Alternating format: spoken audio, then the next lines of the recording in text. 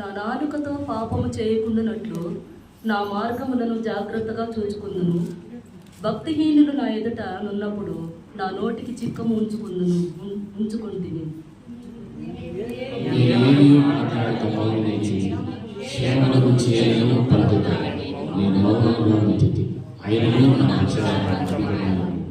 నా గుండె నాలో మండుచుండెను, నేను ధ్యానించుచుండగా మంట పుట్టెను.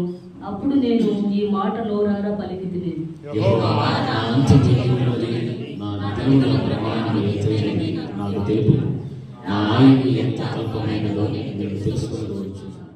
మహాపరిశుద్ధుడా, ప్రేమగల తండ్రి, దేవాతి దేవా, మీకు వందనములు, స్తుతులు, స్తోత్రములు చెల్లించుకుంటున్నాం తండ్రి. ఈ యొక్క ఉదయకాల సమయంలో నా ప్రభు యేసయ్య, మేము ఈ రీతిగా నా ప్రభు యేసయ్య పునరుత్థాన దినంలో నా ప్రభు యేసయ్య మేమందరము చేరి నా ప్రభ మీ నామంను గణపరచడానికి, స్తుతించడానికి, కీర్తించడానికి మాకు ఇచ్చిన మహాకృపను బట్టి మీకు వందనములు, స్తుతులు, స్తోత్రములు చెల్లించుకుంటున్నాం తండ్రి. నా ప్రభు యేసయ్య, ఈ యొక్క దినము నా ప్రభు యేసయ్య, అనేక మంది నా ప్రభు యేసయ్య నీ యొక్క సంఘానికి తండ్రి ఇంకా రానున్న బిడ్డలు నడిపించండి నా ప్రభు యేసయ్య. కుటుంబాలుగా నడిపించి నా ప్రభు యేసయ్య తండ్రి, నా ప్రభు యేసయ్య ఈ యొక్క పరిశుద్ధ దినంలో నా ప్రభ చెప్పబోయే వాక్యాన్ని విని నా తండ్రి మా యొక్క జీవితాలను సరిచూసుకొని తండ్రి మీకు ఇష్టలుగా మేము బ్రతకడానికి మాకు సహాయం చేయి తండ్రి.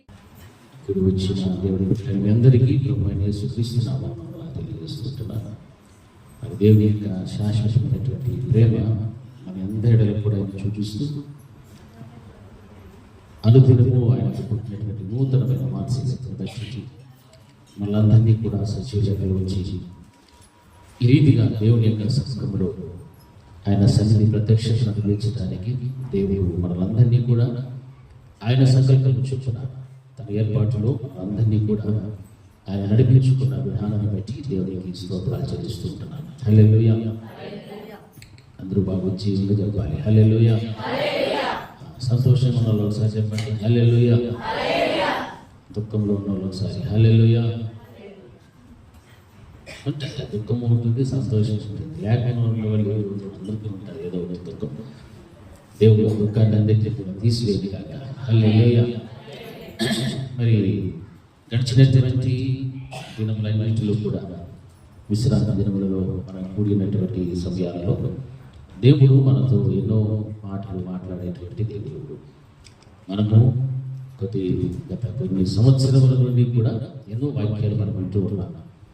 ఎంతో ఆధ్యాత్మికంగా దైవికంగా బలపడటానికి దేవుడు మనకు కృప చూపించాడు. మరి ఇది దేవుడు మనకి ఇచ్చినటువంటి చక్కటి భాగ్యవంతమైన జీవితంగా మనం ఉంచుకోవాలి. ఈ ధన్యత, ఈ భాగ్యవంతమైన జీవితం లేక చాలామంది ఈ రోజుల్లో లోకంలో జీవిస్తున్నారు. లోకంలో దేవుడిని ఎరగనటువంటి ప్రజలు లేకపోలేరు. నిజమైన దేవుడు లోకరక్షకుడు అనేటువంటి సత్యమును గ్రహించలేని పరిస్థితిలో ఉన్నవారు కూడా లేకపోలేరు. అంతేకాదు కానీ దేవుడిని ఎరిగి కూడా, దేవుని మార్గమును రుచి చూచి కూడా, దేవుని యొక్క సత్యమును రుచి చూచి కూడా దేవుడితో సహవాసము చేయలేక, ఆయన యందు దేవుని దృష్టిలో ఎలా బ్రతకాలో బ్రతకలేక, పరిశుద్ధతను, నీతిని, యథార్థతను జరిగించలేక, దేవుని దృష్టికి నమ్మకమైనటువంటి విశ్వాసము కలిగినటువంటి బిడ్డలుగా జీవించలేకపోతున్నటువంటి వారు కూడా లేకపోలేరు. మరి ఇన్ని రకరకాలైనటువంటి మనుషులు, ఆలోచనలు, విధానాలు మనం ఎన్నో చూస్తూ ఉన్నాం. అయితే నిజంగా దేవుని యొక్క బిడ్డలుగా మనమైతే మన యొక్క జీవితాలలో మన అనుదిన ప్రవర్తన, దినచర్యలు వీటన్నిటిని కూడా మనం జ్ఞాపకం చేసుకుంటూ మనలో ఎటువంటి జీవితం మనం ఉన్నదో అనేటువంటి దాన్ని మనం జ్ఞాపకం చేసుకుని పరిశీలన చేసుకుంటూ ఉండాలి. అప్పుడే దేవుడు మనల్ని ప్రేమించి తాను పరమును విడిచి ఈ భూమి మీదకి వచ్చి ఆయన చేసినటువంటి గొప్ప త్యాగాన్ని మనం జ్ఞాపకం తెచ్చుకుంటుంది. మన జీవితంలో ఈ రోజున ఈ రీతిగా ఉండడానికి గల కారణము నా దేవుడే. నా దేవుడే నా కోసం ప్రాణం పెట్టినవాడు. నా దేవుడే లేకపోతే నాకు ఈ రోజున ఈ జీవితం లేదు. కాబట్టి అన్ని సమయములలో కూడా ఎవరిని మనం స్మరణకు తెచ్చుకోవాలి అంటే, నా కోసం, నీ కోసం ప్రాణం పెట్టిన ఆ యేసుక్రీస్తు ప్రభువు వారిని మనం జ్ఞాపకం తెచ్చుకుంటూనే ఉండాలి. అటువంటిప్పుడు మనము నిజంగా ధన్యులు. ఒకవేళ ఆయన మరణానికి జ్ఞాపకం తెచ్చుకోక, ఆయన చేసినటువంటి వేళ్లను జ్ఞాపకం తెచ్చుకోకుండా మనం జీవిస్తూ ఉంటే కృతజ్ఞత లేని వాళ్ళం. మేలును పొందుకొని కూడా ఆయన దగ్గర ఎన్నో గొప్ప గొప్ప దీవెనలు ఆశీర్వాదాలు పొందుకొని కూడా దేవుడిని కనుక మనం జ్ఞాపకం చేసుకోకపోతే నిజంగా చాలా దేవుడు దుఃఖపడతాడు. కాబట్టి ప్రతి విషయంలో కూడా మనం దేవుని దృష్టిలో నమ్మకం విశ్వాసమును కాపాడుకునేటువంటి బిడ్డలుగా మనం జీవించాలి. ఎందుకంటే దేవుడు మాట్లాడాడు, నరులలో అంత్య దినాలలో ఎవరిలోనైనా విశ్వాసం ఉందేమో అని ఆయన కనుగొనడానికి చూస్తూ ఉన్నాడు. అందరూ విశ్వాసులు, కానీ విశ్వాసంలో ఏం లేదు. విశ్వాసం అనేటువంటిది, విశ్వాసం అనేది దేవుని యందు ప్రతి వ్యక్తికి ఉండాలి. ఆ విశ్వాసము, దేవుని పట్ల నమ్మకము అనేటువంటిది మనలో ఉంటే ఆయన ఏం చెప్తే అదే మనం చేస్తాం, ఆయన ఏం చేయకూడదంటే అది మనం చేయాలి. ఈ విధంగా మన యొక్క వ్యక్తిగత జీవితంలో దేవుడు మనకిచ్చిన ఆధ్యాత్మికతను కాపాడుకుంటూ మనం ముందుకు వెళ్తుంటాం. మనం ఎప్పుడైతే దేవుడిని కాస్త నిర్లక్ష్యం చేస్తామో, దేవుని మాటలను మనం నిర్లక్ష్యం చేస్తామో, అప్పుడు భక్తి కాస్త తగ్గిపోతుంది, భక్తిహీనతలోనికి వెళ్ళాల్సిన పరిస్థితులు వస్తాయి. ఈ విధంగా చాలా మంది దేవునికి దూరం అయిపోవాల్సిన పరిస్థితులు సాధారణ కలుగు చేస్తూ వస్తారు. సాధారణ మనం ఎదిరించాలి అనే వాక్యం ఏం చదివిస్తారు? దేవునికి లోబడాలి.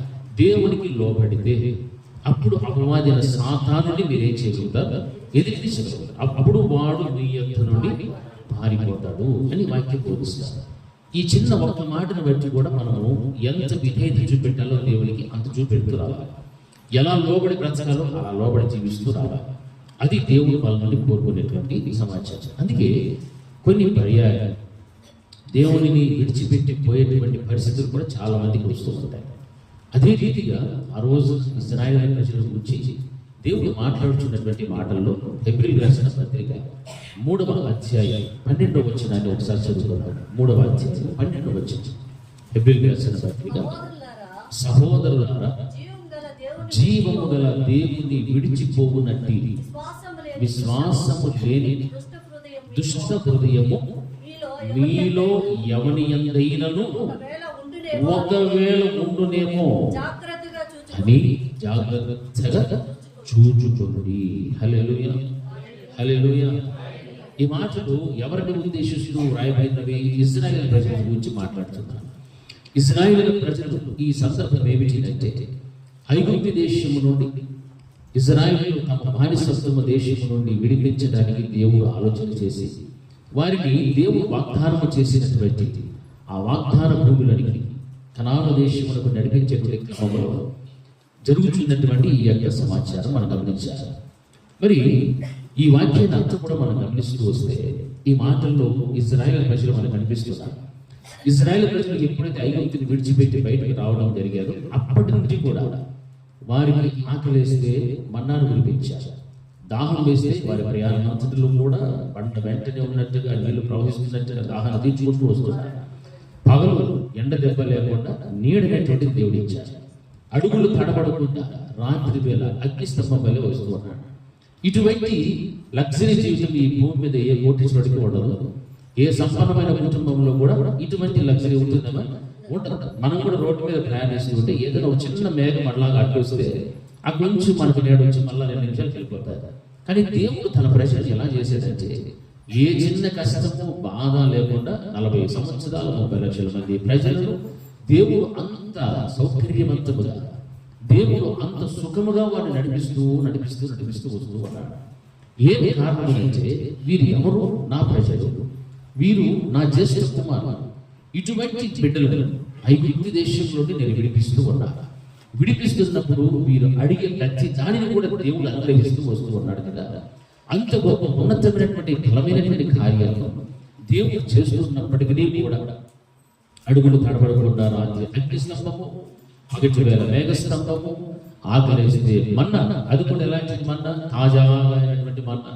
అలాగని రోజు వచ్చి తీసుకోవడం మాకు ఇబ్బంది, కొంచెం తీసుకుని వెళ్ళి స్టాక్ పెట్టుకుందామంటే దేవుడు అట్లా కూడా ఒప్పుకోలే. అది రాత్రి ఉంటే ఏమైపోతుంది? కుళ్ళి పురుగులు పడుతుంది అని చెప్పాడు. అలాగే ఆ దినానికి కావలసినటువంటి తాజాగా ఉన్నటువంటి మన్నాను కురిపించడమే. అంటే ప్రతి రోజు కూడా దేవుడు వారికి సప్లై చేస్తూనే ఉన్నాడు, సపోర్ట్ చేస్తూనే ఉన్నాడు. అంటే వారికి సహాయంగానూ ఉన్నాడు. వారికి కావలసిన ప్రతి విధమైనటువంటి ఆకలి దప్పులను తీరుస్తూ వారు ప్రయాణించడానికి కావలసినటువంటి సౌకర్యవంతముగా సుఖవంతంగా వారిని దేవుడు నడిపిస్తూ వస్తున్నప్పటికీ కూడా ఎక్కడికి చేరాలి? మీరు కనాను చేరలేకపోయారు.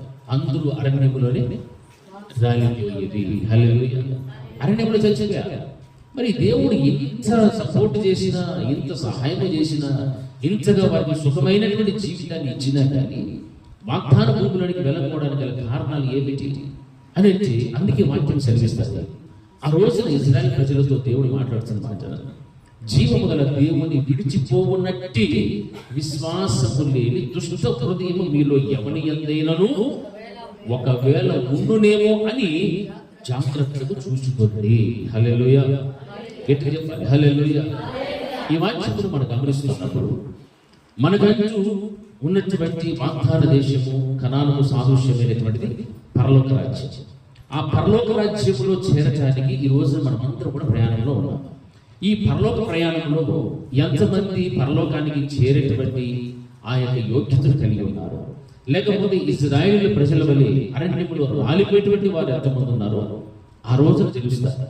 అయితే వాక్యం ఏమని సెలవిస్తుందంటే, జీవము కలిగినటువంటి దేవుణ్ణి విడిచిపోవున్నట్టి, జీవము గల దేవుణ్ణి విడిచిపోవున్నట్టి విశ్వాసము లేని దుష్ట హృదయము మీలో ఎవని యందైనను ఉన్నదేమో ఒక్కసారి మీరంతకు మీరు ఏం చేసుకోవాలా, జాగ్రత్తగా చూసుకోవాలి అని దేవుడు హెచ్చరిస్తున్నాడు. మరి ఈ ప్రజలకు దేవుడు ఎంత మేలు చేసినా, ఎన్ని కార్యాలు అద్భుతాలు చేసినప్పటికీ కూడా వారు చేరవలసినటువంటి గమ్యానికి చేరలేకపోతూ ఉన్నారు. వారు నిజంగా స్వతంత్రించుకోవడానికి దేవుడు అనుమతించినటువంటి ఆ దేశంలో వారు ప్రవేశించడానికి ఏమాత్రం కూడా అవకాశం లేకుండా చేసుకుంటున్నారు. ఒకవేళ ఎవరికైనా కష్టం మీద కష్టం, సమస్య మీద సమస్య, ఇబ్బందుల మీద ఇబ్బందులు వస్తున్నప్పుడు ఒకవేళ వారికి ఉన్నటువంటి ఆ యొక్క ఆత్మీయ జీవితంలో వారు ఒకవేళ సన్నగిల్లి ఉండొచ్చు, విశ్వాసములో సన్నగిల్లిపోయి ఉండొచ్చులే అనేటువంటి విషయాలు మనం ఆలోచన చేసుకుని అర్థం చేసుకోవచ్చు. కానీ అలా కూడా మనం అర్థం చేసుకోకూడదు. ఎందుకంటే దేవుని యందు విశ్వాసం ఉంచితే, జీవము కలిగినటువంటి దేవుని యందు విశ్వాసం ఉంచితే ఆ విశ్వాసాన్ని మనం ఏం చేస్తారు, ముందుకు నడిపిస్తూ రాగలుగుతారు. అంత గొప్ప ఉన్నతమైనటువంటి దేవుని కార్యాలను చేస్తూ ఉన్నప్పుడు ఆ ఉన్నతమైనటువంటి దేవుని ఎడల మనకు ఉన్నటువంటి విశ్వాసము ఎట్టి పరిస్థితుల్లో కూడా సన్నగిల్లిపోకూడదు. మరి 40 సంవత్సరాల పొద్దున్న లేచేసి మొదలుకొని రాత్రి పండుకునేంత వరకు కూడా దేవుడు వీరికి సహాయం చేస్తూనే వచ్చారు. ఎప్పుడైనా మీరు ఆహారం కోసం పడిగాములు వేసినట్టు బైబిల్లో ఉందా? లే. ఎప్పుడైనా దేవుడు కోసం, లేకపోతే వీరి దాహం కోసం, మీరు ఆహారం పోయిన ఆహారం కోసం ఎదురు చూపులు చూసి అడిగి దేవుడు ఇవ్వకపోయినటువంటి పరిస్థితులు ఏమైనా ఉన్నాయా? లే. అడిగిన ప్రతి దానిని కూడా దేవుడు ఇస్తూ ఉన్నాడు. కానీ కనాను దేశానికి మాత్రము వెళ్ళలేదు. ఏమి? జీవము కలిగిన దేవుణ్ణి విడిచిపోవునట్టి విశ్వాసము లేనటువంటి దుష్ట హృదయము మీలో ఉన్నదేమో అనేటువంటి మాటలు మనం గమనిస్తూ ఉంటున్నాం. నా ప్రియమైనటువంటి దేవుని బిడ్డలారా, ఈ మాటలు మనం చూస్తూ ఉన్నప్పుడు విశ్వాసము లేని దుష్ట హృదయం రావడానికి గల కారణం ఏమిటంటే, నీచ నికృష్టమైనటువంటి పాపిష్టి స్వభావం ఈ రోజున మనుషులకు చాలా మటుకు కనిపిస్తుంది. నీచ నికృష్టమైన పాపిష్టి అయినటువంటి స్వభావం ఎవరిలో కనిపిస్తుంది? ఎవరిలో ఉంది? చెప్పాలి గట్టిగా. ఎవరిలో ఉంది? ఎవరిలో ఉంది? అది హల్లెలూయా. అలా చెప్పుకోవాలి. మనంతకు మనం కలెక్టర్లు కాదు, మనంతకు మన పరిశుద్ధులు అంతకంటే కూడా మన పరిశుద్ధులు. ఎంతమంది పరిశుద్ధులు ఉన్నారు ఈ స్థలంలో? అప్పుడు మిగిలిన వాళ్ళందరూ కూడా పాపులనే కదా. బైబిల్ ఏంటది? పరిశుద్ధుడు లేడు, ఒక్కడు కూడా లేడు. అందరూ పాపము చేసి దేవుడు అనుగ్రహించి మహిమను పోగొట్టుకుంటున్నారు. హల్లెలూయా, హల్లెలూయా. మరి ఎటువంటిప్పుడు మనకు దేవుని సన్నిధిలో సిగ్గు అనేది ఉండనే ఉండకూడదు. సిగ్గుతో మనము అబద్ధాలు చెప్పిన దేవుడు అక్కడ మొట్టికాయలు వేస్తాడు. తేడా వేసేటప్పుడు వేస్తాడు. కాబట్టి ఆ మొట్టికాయలు గెలకుండా జాగ్రత్తగా మళ్ళీ మనం ఏం చేసుకోవాలా? హల్లెలూయా, హల్లెలూయా. మనము పాపులమే, మనమేమి పరిశుద్ధులము కాదు. దేవుడి వాక్యం మనం హెచ్చరిస్తూ ఉన్నప్పుడు, గద్దిస్తూ ఉన్నప్పుడు దాన్ని ఒప్పుకోవాలి. అందుకే వాక్యం ఏమంటుందంటే, ఈ కొన్ని విషయాలు ఈరోజు మనం ధ్యానం చేసుకోబోయే విషయాలు ఏమిటంటే, పరలోక రాజ్యంలో నీవు చేర్చబడాలి అంటే, ఆ పరలోక రాజ్యంలో చేర్చబడటానికి జీవము కలిగినటువంటి దేవుణ్ణి విడిచిపోవునట్టి విశ్వాసము లేని దుష్ట హృదయం ఏమైనా మీలో ఉందేమో ఒక్కసారి మిమ్మల్ని మీరు హల్లెలూయా జాగ్రత్తగా చూసుకోవాలి. ఈ విధంగా ఉండడానికి గల కారణాలు ఏంటంటే నీచ నికృష్టమైనటువంటి భయంకరమైనటువంటి స్వభావం మనుషుల్లో ఉంది కాబట్టి వారి జీవితంలోనికి ఏమొచ్చారు అంటే జీవము కలిగినటువంటి దేవుణ్ణి విడిచిపెట్టేటువంటి ఆ విశ్వాసము లేనటువంటి దుష్ట హృదయములతో చాలా మంది జీవిస్తూ ఉన్నారు. హల్లెలూయా హల్లెలూయా. ఏమిటి కారణం అంటే కృతజ్ఞత లేని మనసు, కృతజ్ఞత లేనటువంటి జీవితం, పొందుకున్నటువంటి మేలులకు మర్చిపోవడం. దేవుడు ఎన్ని మేలు చేశాడో మన జీవితాల్లో ఒక్కొక్కరికి రాయమంటే ఒక్కొక్కరు ఒక్కొక్క గ్రంథం రాయచ్చు. మనం గుర్తించి మొదలుకొని మనం సత్యం వరకు మన పితరుల ఎడల, మన బిడ్డల పట్ల, మన పట్ల, మన కుటుంబం పట్ల, మన ఉద్యోగాల పట్ల, మన వ్యాపారాలలో, మన అన్ని విషయాల్లో కూడా దేవుడు చేసిన మేళ్లను ఒక్కొక్కటిగా మనం రాసుకుంటూ వెళ్తే చాలా ఉన్నాయి. మరి దేవుని కోసం నువ్వేం చేసినావు అని రాయమంటే బుక్కంతా ఖాళీ, బుక్కంతా ఖాళీ. దేవుడు రాసి చేసింది మాత్రం రాయమంటే ఓయమ్మ చాలా ఉంటాయి. హల్లెలూయా. అంటే మన జీవితాలలో దేవుని యొద్ద నుండి పొందుకున్నటువంటి మేళ్లను మర్చిపోయే రకం కృతజ్ఞత లేనటువంటి జీవితం అనేటువంటిది మనుషుల్లో ఉంది. కాబట్టి వాక్యం సెలవిస్తారు, జీవము గల దేవుని విడిచిపోవునట్టి విశ్వాసము లేని దుష్ట హృదయము మీలో ఎవని యందైనను ఒకవేళ ఉండునేమో జాగ్రత్తగా చూసుకోవాలి. హల్లెలూయా. బాగా చెప్పాలి. హల్లెలూయా. అలాంటి దుష్ట హృదయం ఉంటే ఎవరిని విడిచిపెడతాము? జీవము కలిగిన దేవుని విడిచిపెట్టాము. జీవము కలిగిన దేవుని విడిచిపెట్టడము అని అంటే అది చాలా ప్రమాదకరం. జీవము గల దేవుని విడిచిపెట్టేస్తూ విశ్వాసము లేని దుష్ట హృదయం అనేటువంటిది నీలోనికి కనుక ప్రవేశిస్తే అది ఎంత ప్రమాదం అయితే ఒక రోజున నరకానికి తీసుకుపోతారు తప్ప పరలోకానికి నేను ప్రయాణమై ఉన్నాను అనేటువంటి ఆ స్థితి రాదు. ఒకవేళ మనకు ఉండొచ్చు, నాలో దుష్ట హృదయం లేదు ఉండొచ్చు, కానీ నీ ఇంటిలో నీ భర్త ఉన్నాడు, నీ భార్య, నీ పిల్లలు ఉన్నారు, నీ తల్లిదండ్రులు ఉన్నారు. వీరిలో ఎవరిలోనైనా సరే ఒకరిలో ఏ హృదయం ఉంటుంది? ఉంటుందా? ఉంటుంది. 100% ఉంటుంది. హల్లెలూయా. దుష్ట హృదయం, విశ్వాసము లేని దుష్ట హృదయం, జీవము కలిగినటువంటి దేవుణ్ణి విడిచిపోయేటువంటి హృదయం, దాన్ని పేరు పెట్టారు. అటువంటి హృదయం కలిగినటువంటి వారు ఒకవేళ మీ యందు ఉన్నారేమో, మీలో ఎవరి యందైనను ఉన్నారేమో, ఒకవేళ ఉండనేమో అని జాగ్రత్తగా చూసుకుని అని ఒక హెచ్చరిక దేవుడు అక్కడ వ్రాస్తూ ఉన్నాడు. ఇటువంటి దుష్ట హృదయము, విశ్వాసము లేనటువంటి స్థితి, జీవము గల దేవుని విడిచిపోయినటువంటి పరిస్థితి వస్తూ ఉన్నాయి అని అంటే ఈ రోజు చాలా మంది జీవితాల్లో ఆత్మీయతను కోల్పోతూ ఉన్నారు. ఆధ్యాత్మికతలో చాలా దిగజారిపోయేటువంటి పరిస్థితులు మనకు కనిపిస్తూ ఉన్నాయి. ఎలాగ కనిపిస్తున్నాయి, ఎలాగ దిగజారిపోతారు అని మనం ఆలోచించవచ్చు. ఈ రోజున క్రైస్తవులకు చాలా మంది చాలా స్థలాల్లో చాలా మంది సంఘాలతో పరిచయాలు పెట్టుకొని ఉంటారు. ఆత్మీయంగా ఎదగడానికి ఒక సంఘము, ఆడంబరాలు చేసుకోవడానికి ఒక సంఘము, కష్టాలు లేకపోతే సమస్యలు శోధనలు వస్తే ప్రార్థనలు, కన్నీటి ప్రార్థనలు, ఉపవాస ప్రార్థనలు చేసుకోవడానికి ఒక సంఘము, ఒక పాస్టర్, ఆడంబరాలు చేసుకుంటూ లేకపోతే మనకు ఉన్నటువంటి వాటిని కృతజ్ఞతగా చెల్లించేటువంటి దానికి మరొక సంఘము. ఇలాగ రకరకాలుగా మన కాళ్ళు 2 పడవలు కాదు, 4 పడవలు, 5 పడవలు మీద వేస్తూ ఉంటారు. అటువంటిప్పుడు వారు చేరవలసిన గమ్యానికి చేరుతారా?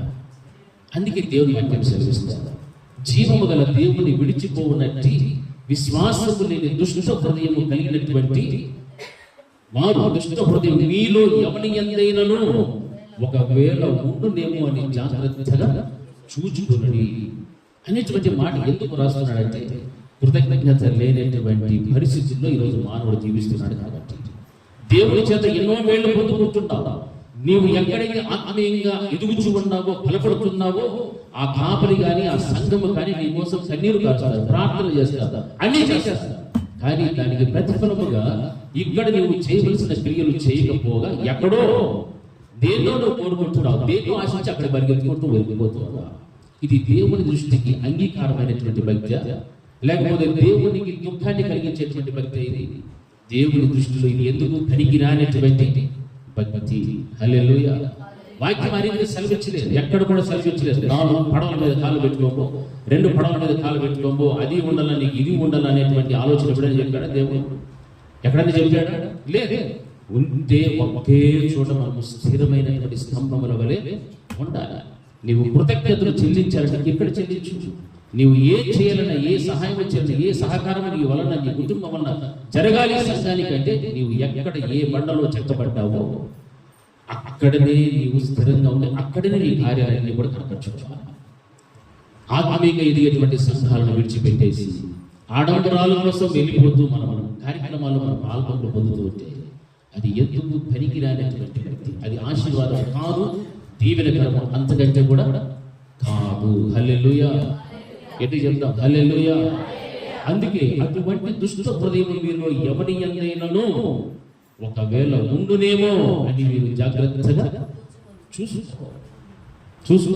ఈ రోజున మన యొక్క ఆధ్యాత్మికమైన జీవితం దిగజారిపోవడానికి గల కారణాలు, మన కుటుంబాలలో సరైనటువంటి స్థితిగతులు అనుకూలంగా మార్చబడకపోవడానికి గల కారణాలు ఏమిటంటే దుష్ట హృదయం, జీవము గల దేవుని విడిచిపోవునట్టి విశ్వాసము లేని దుష్ట హృదయం మీ యందు, మీలో ఎవరి యందైనా ఉన్నదేమో ఒక్కసారి మీరు ఆలోచన చేసుకుని జాగ్రత్తగా ఉండండి అని దేవుడు చెప్తున్నారు. అటువంటి దుష్ట హృదయం మనలో కనుక ఉండి పెట్టుకొని మరలా మనం దేవుని మందిరానికి వచ్చి మనం ప్రభువా అని ప్రార్థన చేస్తే, నా కష్టం వచ్చింది ప్రభువా నాకు సహాయం చేసి, నా కన్నీళ్లు తుడువు అని మనం దేవుని ఎదురుకు వస్తే దేవుడు నవ్వుతూ ఉంటాడు.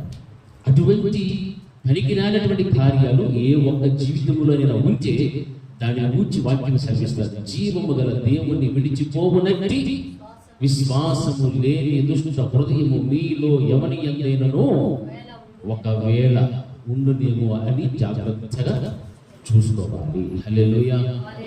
హల్లెలూయా. ఇది చెప్పాలి. హల్లెలూయా. మరి దేవుని వాక్యానికి మనము లోబడకూడదా? లోపడాలి అంటే వాక్యం మనకి ఏమి హెచ్చరిస్తుందో, తన దాసుల ద్వారా మనకి ఏమైతే మాట్లాడతాడో దేవుడు ఆ మాటలకు కట్టిబడి మనం జీవించాలి. ఆ మాటలు ప్రక్కన పెట్టేసి, ఆ మాటలను నిర్లక్ష్యం చేసి దేవుడు ప్రక్కన పెట్టి జీవము గల దేవుణ్ణి విడిచిపోయినటువంటి విశ్వాసము లేనటువంటి దుష్ట హృదయం కనుక మనలో ఉంటే దేవుడు చెప్తున్నాడు ఈ రోజున, ఒకవేళ మీలో ఎవరి యందైనను ఉన్నదేమో జాగ్రత్తగా చూసుకుని. హల్లెలూయా. జాగ్రత్తగా చూసుకోమంటున్నాడు దేవుడు. ఏం పర్వాలేదులే, యాడంటే ఏమి, ఆడికి పోతా, ఇంటికి వస్తా, ఇంకో తాగుతా, ఇంకో ఊరికి పోతా, ఆడికి పోతా, ఇంటికి పోతా అంటే ఇంకోసారి ఆడికి పోతా, నరకానికి పోతాం. హల్లెలూయా. హల్లెలూయా. 2 చేతులు చెప్పాలి. హల్లెలూయా. హల్లెలూయా. మరి మనం నమ్మిన దేవుడు ఎవరు? జీవం కలిగిన దేవుడు. ఆ దేవుణ్ణి విడిచిపెట్టిపోయినటువంటి పరిస్థితులు మనలో ఉన్నాయేమో ఒకసారి దేవుడు చెక్ చేసుకోవాలి.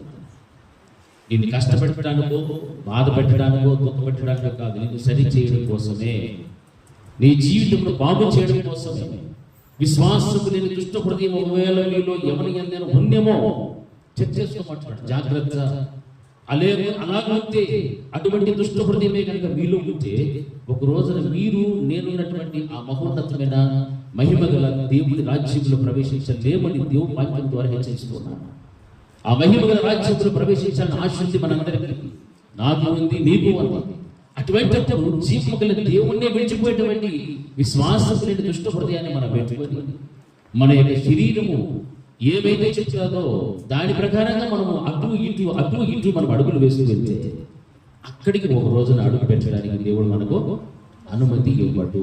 హల్లెలూయా. హల్లెలూయా. అక్కడ అడుగు పెట్టాలి. పరలోకంలో నీవు అడుగు పెట్టాలి.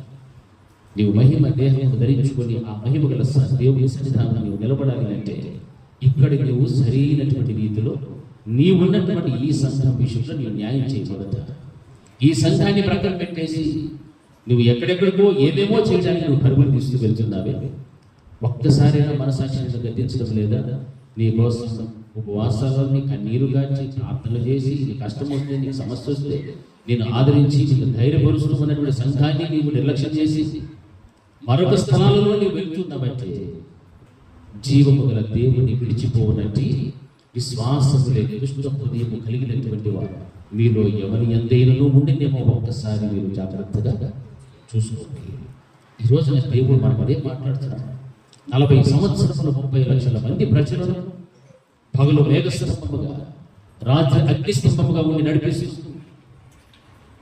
మన్నాను ఏ మాత్రము కూడా కొరత లేకుండా మన్నాను కురిపిస్తూ వారికి కావలసిన దాహం తీర్చబడటానికి నీళ్లను దేవుడు అర్పిస్తూ ఓ చక్కని జీవితాన్ని దేవుడు ఇచ్చినా కానీ పరలోకం చేరగలరు. కారణం ఇదే.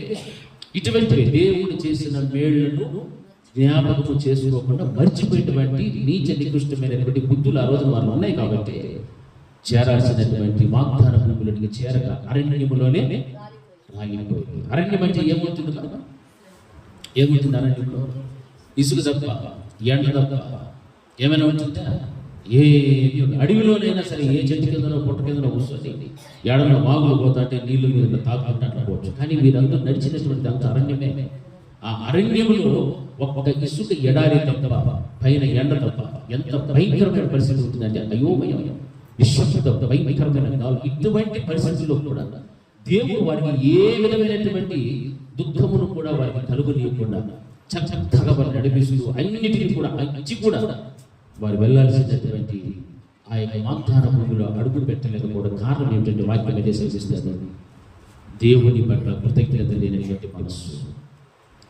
దేవుడు చేసిన మేలు పొందుకున్న మేలు మర్చిపోయేటువంటి రకాలు. కాబట్టి దేవుడు వాళ్ళందరినీ ఏం చేశాడు? రాల్చివేశాడు. హల్లెలూయా, హల్లెలూయా, హల్లెలూయా. అందుకే వాక్యం మనకు హెచ్చరిస్తూ ఉంది. శ్రమలలోనైనా దుఃఖములోనైనా మనం ఏం చేసేటువంటి వారు ఉండాలి అని అంటే దేవుని ఆధారం చేసే బ్రతికే వారుగా ఉండాలి. దేవుణ్ణే ముందు పెట్టుకుని నడిచేటువంటి బిడ్డలుగా మనం జీవించాలి తప్ప దుష్ట హృదయం, దేవుని విడిచిపోనట్టు విశ్వాసము లేనటువంటి ఆ యొక్క హృదయాన్ని మాత్రం మనము కలిగి జీవించకూడదు. ఇటువంటిది నీలో లేకపోతే నీ ఇంట్లో ఉన్న వాళ్ళు ఎవరినైనా కూడా ఉండొచ్చు. అటువంటి వారిని నీవు దేవుని దృష్టిలో సరైన విధంగా ఉన్నప్పుడు, ఆధ్యాత్మికతలో నీవు ఎదుగుచున్నప్పుడు వారిని ప్రశ్నించాలి, వారిని ఖండించాలి, గద్దించాలి, బుద్ధి చెప్పాలి. వారిలో ఒకవేళ ఏమైనా జీవము గల దేవుడిని విడిచిపోయినటువంటి మనస్సు ఉందేమో, దుష్ట హృదయం వారిలోకైనా ప్రవేశించిందేమో, దేవుని ఆధారం చేసుకోలేకుండా బ్రతుకుచుకున్నారేమో, భార్య భర్తను, భర్త భార్యను, బిడ్డలు తల్లిదండ్రులు బిడ్డలను హెచ్చరించుకుంటూ రావాలి, ఖండించాలి, గద్దించాలి, బుద్ధి చెప్పాలి. ఏ కారణం అంటే మనకు తేడా తెలిసిపోతుంది. నీవు మంచి భక్తిలో నీవు ఉన్నావు, నీ భర్త భక్తిపరుడు కాదు. నీ భర్తతో నీవు మాట్లాడు, నీ భర్తను నీవు గద్దించాలి, ఖండించు, వాక్యాన్ని బోధించు. ఒకవేళ నీ భార్య శరీర స్థితిలో లేదు అంటే నీ భార్యని ఖండించు, గద్దించు, బుద్ధి చెప్పు. ఎందుకంటే జీవము కలిగిన దేవుని విడిచిపోయినటువంటి విశ్వాసము లేనటువంటి దుష్ట హృదయము వారిలో ఉందేమో అని మనం దేవుడు చెక్ చేసుకోమని చెప్తున్నాడు. ఎందుకంటే కుటుంబం అంతా కూడా దేవునికి అవసరమై ఉన్నది. దేవునికి కుటుంబం అంతా కావాలి. ఈ రోజున ఇక్కడ కుటుంబానికి లెక్క చెప్తున్న ఒకరు ఇద్దరు వచ్చారు. మిగిలిన వాళ్ళ పరిస్థితి ఏమిటి ఆలోచన చేసావు ఎప్పుడైనా? వారిలో ఒకవేళ అటువంటి మనసు ఉందేమో, దుష్ట హృదయం ఉన్నదేమో, దేవుణ్ణి విడిచిపెట్టిపోయినటువంటి దుష్ట హృదయ విశ్వాసం లేని బ్రతుకులు బ్రతుకుతున్నారేమో. ఒక తల్లిగా, ఒక తండ్రిగా నీ బిడ్డల పక్షుంటా, నీ బిడ్డల కొరకు ఏం చేసే కూడా వారు దేవుని విడిచిపోయినటువంటి పరిస్థితులు ఉన్నారేమో, విశ్వాసం లేని వారు ఉన్నారేమో, వారి హృదయం చెడిపోతూ ఉన్నదేమో. అటువంటిప్పుడు ఒక తల్లి చక్కని ఆధ్యాత్మిక స్థితిలో ఉన్నప్పుడు, ఒక తండ్రి ఆధ్యాత్మిక స్థితిలో ఉన్నప్పుడు, ఎవరైతే కుటుంబంలో పిల్లలు లేకపోయినా, భర్త లేకపోయినా, భార్య లేకపోయినా, ఒకరిని ఒకరు ఏం చేసుకోవాలా? ఖండించాలి. హల్లెలూయా, హల్లెలూయా. ఖండించాలి, బుద్ధి చెప్పుకోవాలి. మన ఇంట్లో వాళ్ళకి మనం బుద్ధి చెప్పుకోకపోతే ఇంకెవరు వచ్చి చెప్తారు? బుద్ధి మూడో వ్యక్తి వచ్చి చెప్పినాడు అనుకోండి, ఎలా ఉంటుంది? వింటారా మాటలు? వినేవాళ్ళు ఉంటారు. మూడో వ్యక్తి చెప్తే కానీ విన్నోళ్ళు కొంతమంది ఉంటారు. ఒక సంఘ కాపరి మిమ్మల్ని హెచ్చరించవచ్చు, చాలా మంది దాన్ని ఆస్వాదిస్తారు, రిసీవ్ చేసుకుంటారు. కొంతమంది సంఘ కాపరి హెచ్చరించిన ఆయన వచ్చి మా ఇంట్లో చెప్పేదేమి అని తిరస్కరించే వారు కూడా లేకపోతే. కానీ వాక్యం ఏం చదివిస్తుంది? మీలో ఎవని అందైనను ఒకవేళ ఉండునేమో జాగ్రత్తగా చూసుకోమని చెప్తున్నారు. ఒకవేళ నీ కుటుంబ యజమానుడు భక్తిలో ఉన్నావు, మంచిది. నీ పిల్లలు ఎలా ఉన్నారు, నీ భార్య ఎలా ఉంది, నీ భర్త ఎలా ఉంది, ఇవన్నీ కూడా నువ్వు చెక్ చేసుకోమని దేవుడు హెచ్చరిస్తూ ఉన్నాడు. ఆ విధంగా నీవు ఎప్పుడైతే నీ ఆధ్యాత్మికమైన జీవితం ముందు కొనసాగించుకుంటూ వెళ్తావో అప్పుడు వాగ్దాన దేశమైన కనానుకు సాదృశ్యమైన పరలోక రాజ్యమును నీవు, నీ ఇంటి వారు అందరూ కూడా స్వతంత్రించుకోవడానికి దేవుడు అవకాశం ఇస్తాడు. హల్లెలూయా, హల్లెలూయా, నాకు లేదు, నేను మాత్రం పరలోకానికి పోతే చాలు, నా భర్త పోతే పోని, వస్తే రాని, రాకపోతే పోని, నా భార్య వస్తే రాని, రాకపోతే పోని అని మనం అనుకుంటామో, ఒక రోజున మనం బాధపడాల్సి వస్తుంది. వారు మనకన్నా ఎక్కువ వేదన పడాల్సిన పరిస్థితులు వస్తాయి. అయ్యో, నా భార్య ఎంతో కాలం నాకు చెప్తూ ఉండేది, నా భర్త చెప్తూ ఉండేవాడు, నా పిల్లలు చెప్పారు, నా తల్లిదండ్రులు చెప్పారు, మాట వినలేదు. ఆ రోజున మాట విని ఉండింటే ఈ రోజున వారితో పాటు ఎక్కడ ఉండేటువంటి వాళ్ళం? పరలోకంలో ఉండేటువంటి వాళ్ళమే. ఎంత ఔన్నత్యమైన మహిమ కలిగినటువంటి ఆ యొక్క దేవుని రాజ్యమునే నేను పోగొట్టుకున్నానే అని అప్పుడు బాధపడటం కంటే ఇప్పుడే మనము మన బిడ్డల పట్ల కానీ, భర్త భార్య పట్ల ఆధ్యాత్మికమైనటువంటి విషయములలో ఒకరిని ఒకరు సరి చేసుకోవడం మన యొక్క బాధ్యత. హల్లెలూయా, హల్లెలూయా. అలాగనేసి భార్య భర్త మీద తిరగబడేది కాదు, భర్త భార్య మీద తిరగబడేది కాదు.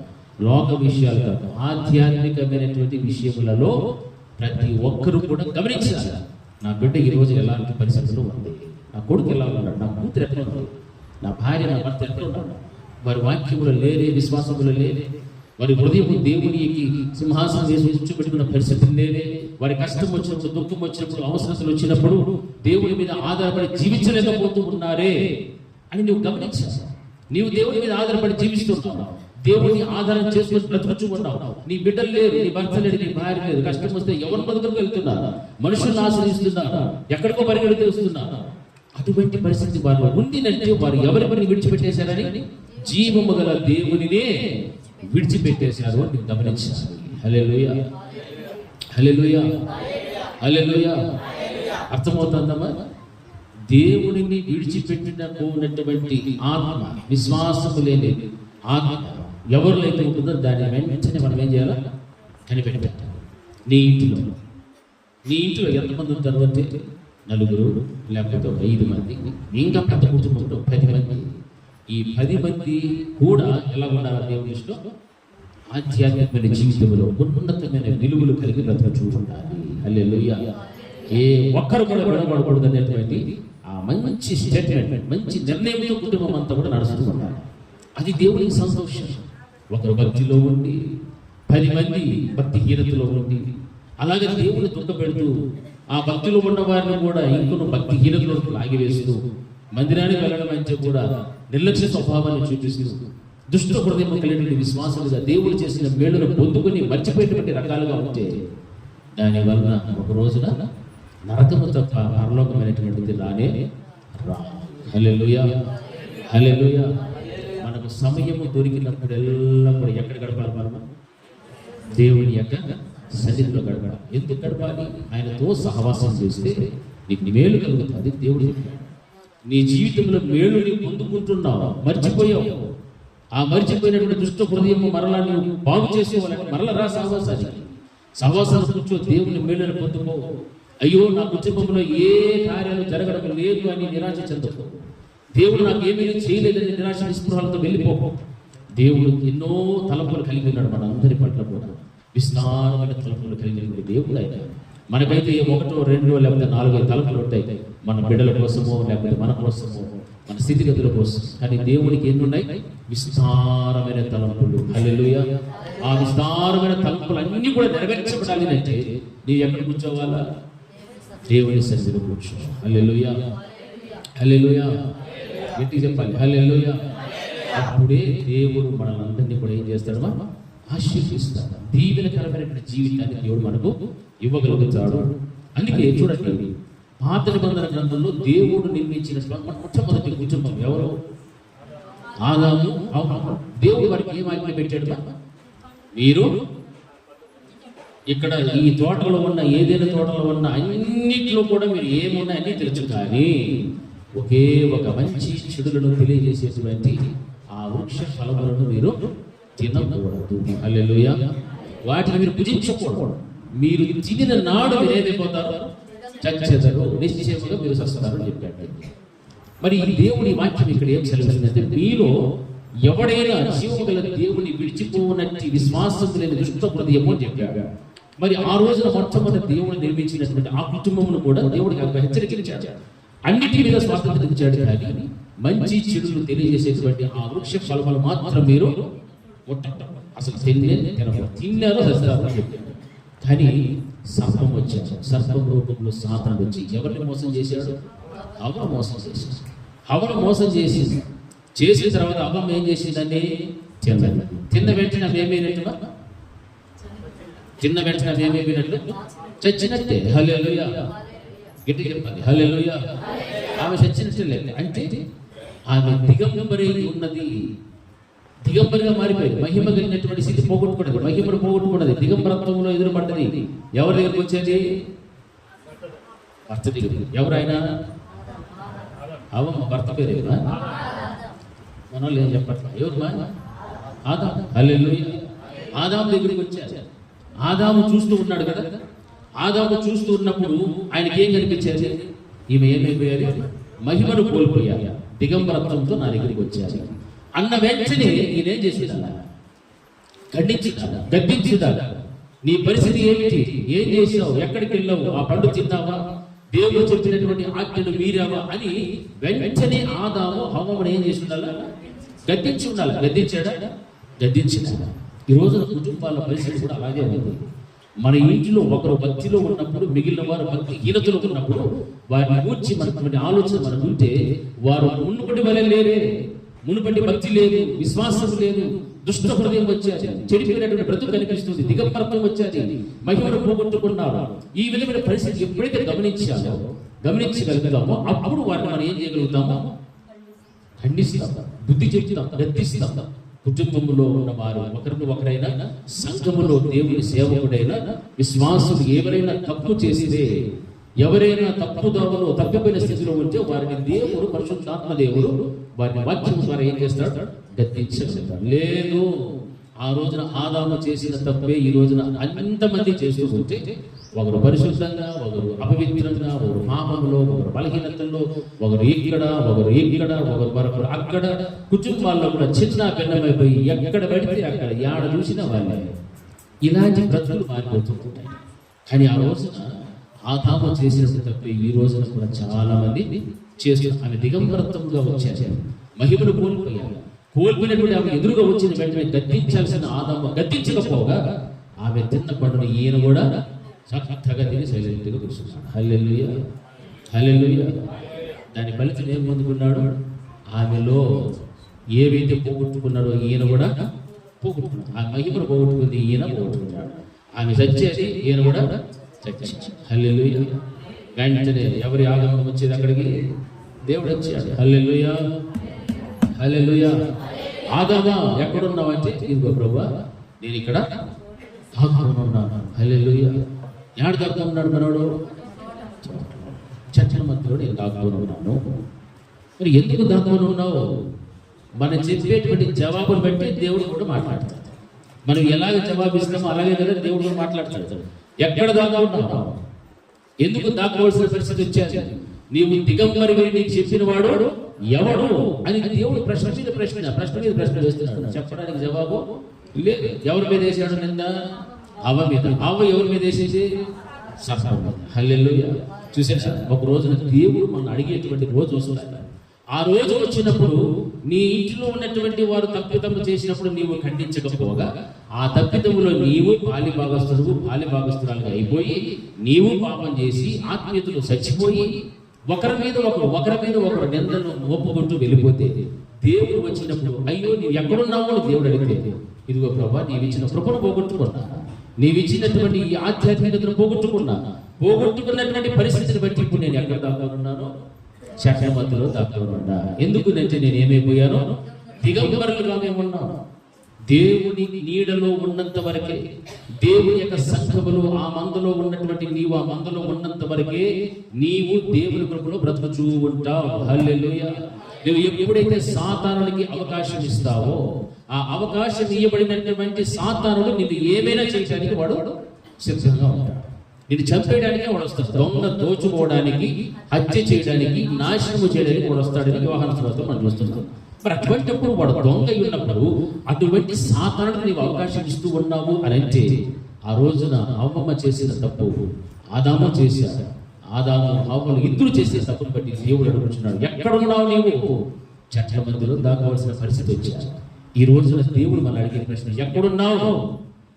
దేవుని మందిరంలో నేను ఉన్నావా, లేకపోతే ఇంకెక్కడైనా తిరుగుతూ ఉన్నావా, గాలి తిరుగుతూ ఉన్నావా? ఆలోచించి, అయ్యో ప్రభా నేను తప్పు చేసేసాను, ఇదిగో అవ్వమ్మ నన్ను మోసం చేసేసి, అవ్వేమో సర్పం వచ్చి నన్ను మోసం చేసేది నిందలు వేసుకునేటువంటి పరిస్థితి వస్తే దేవుడు వారిని క్షమించాడా,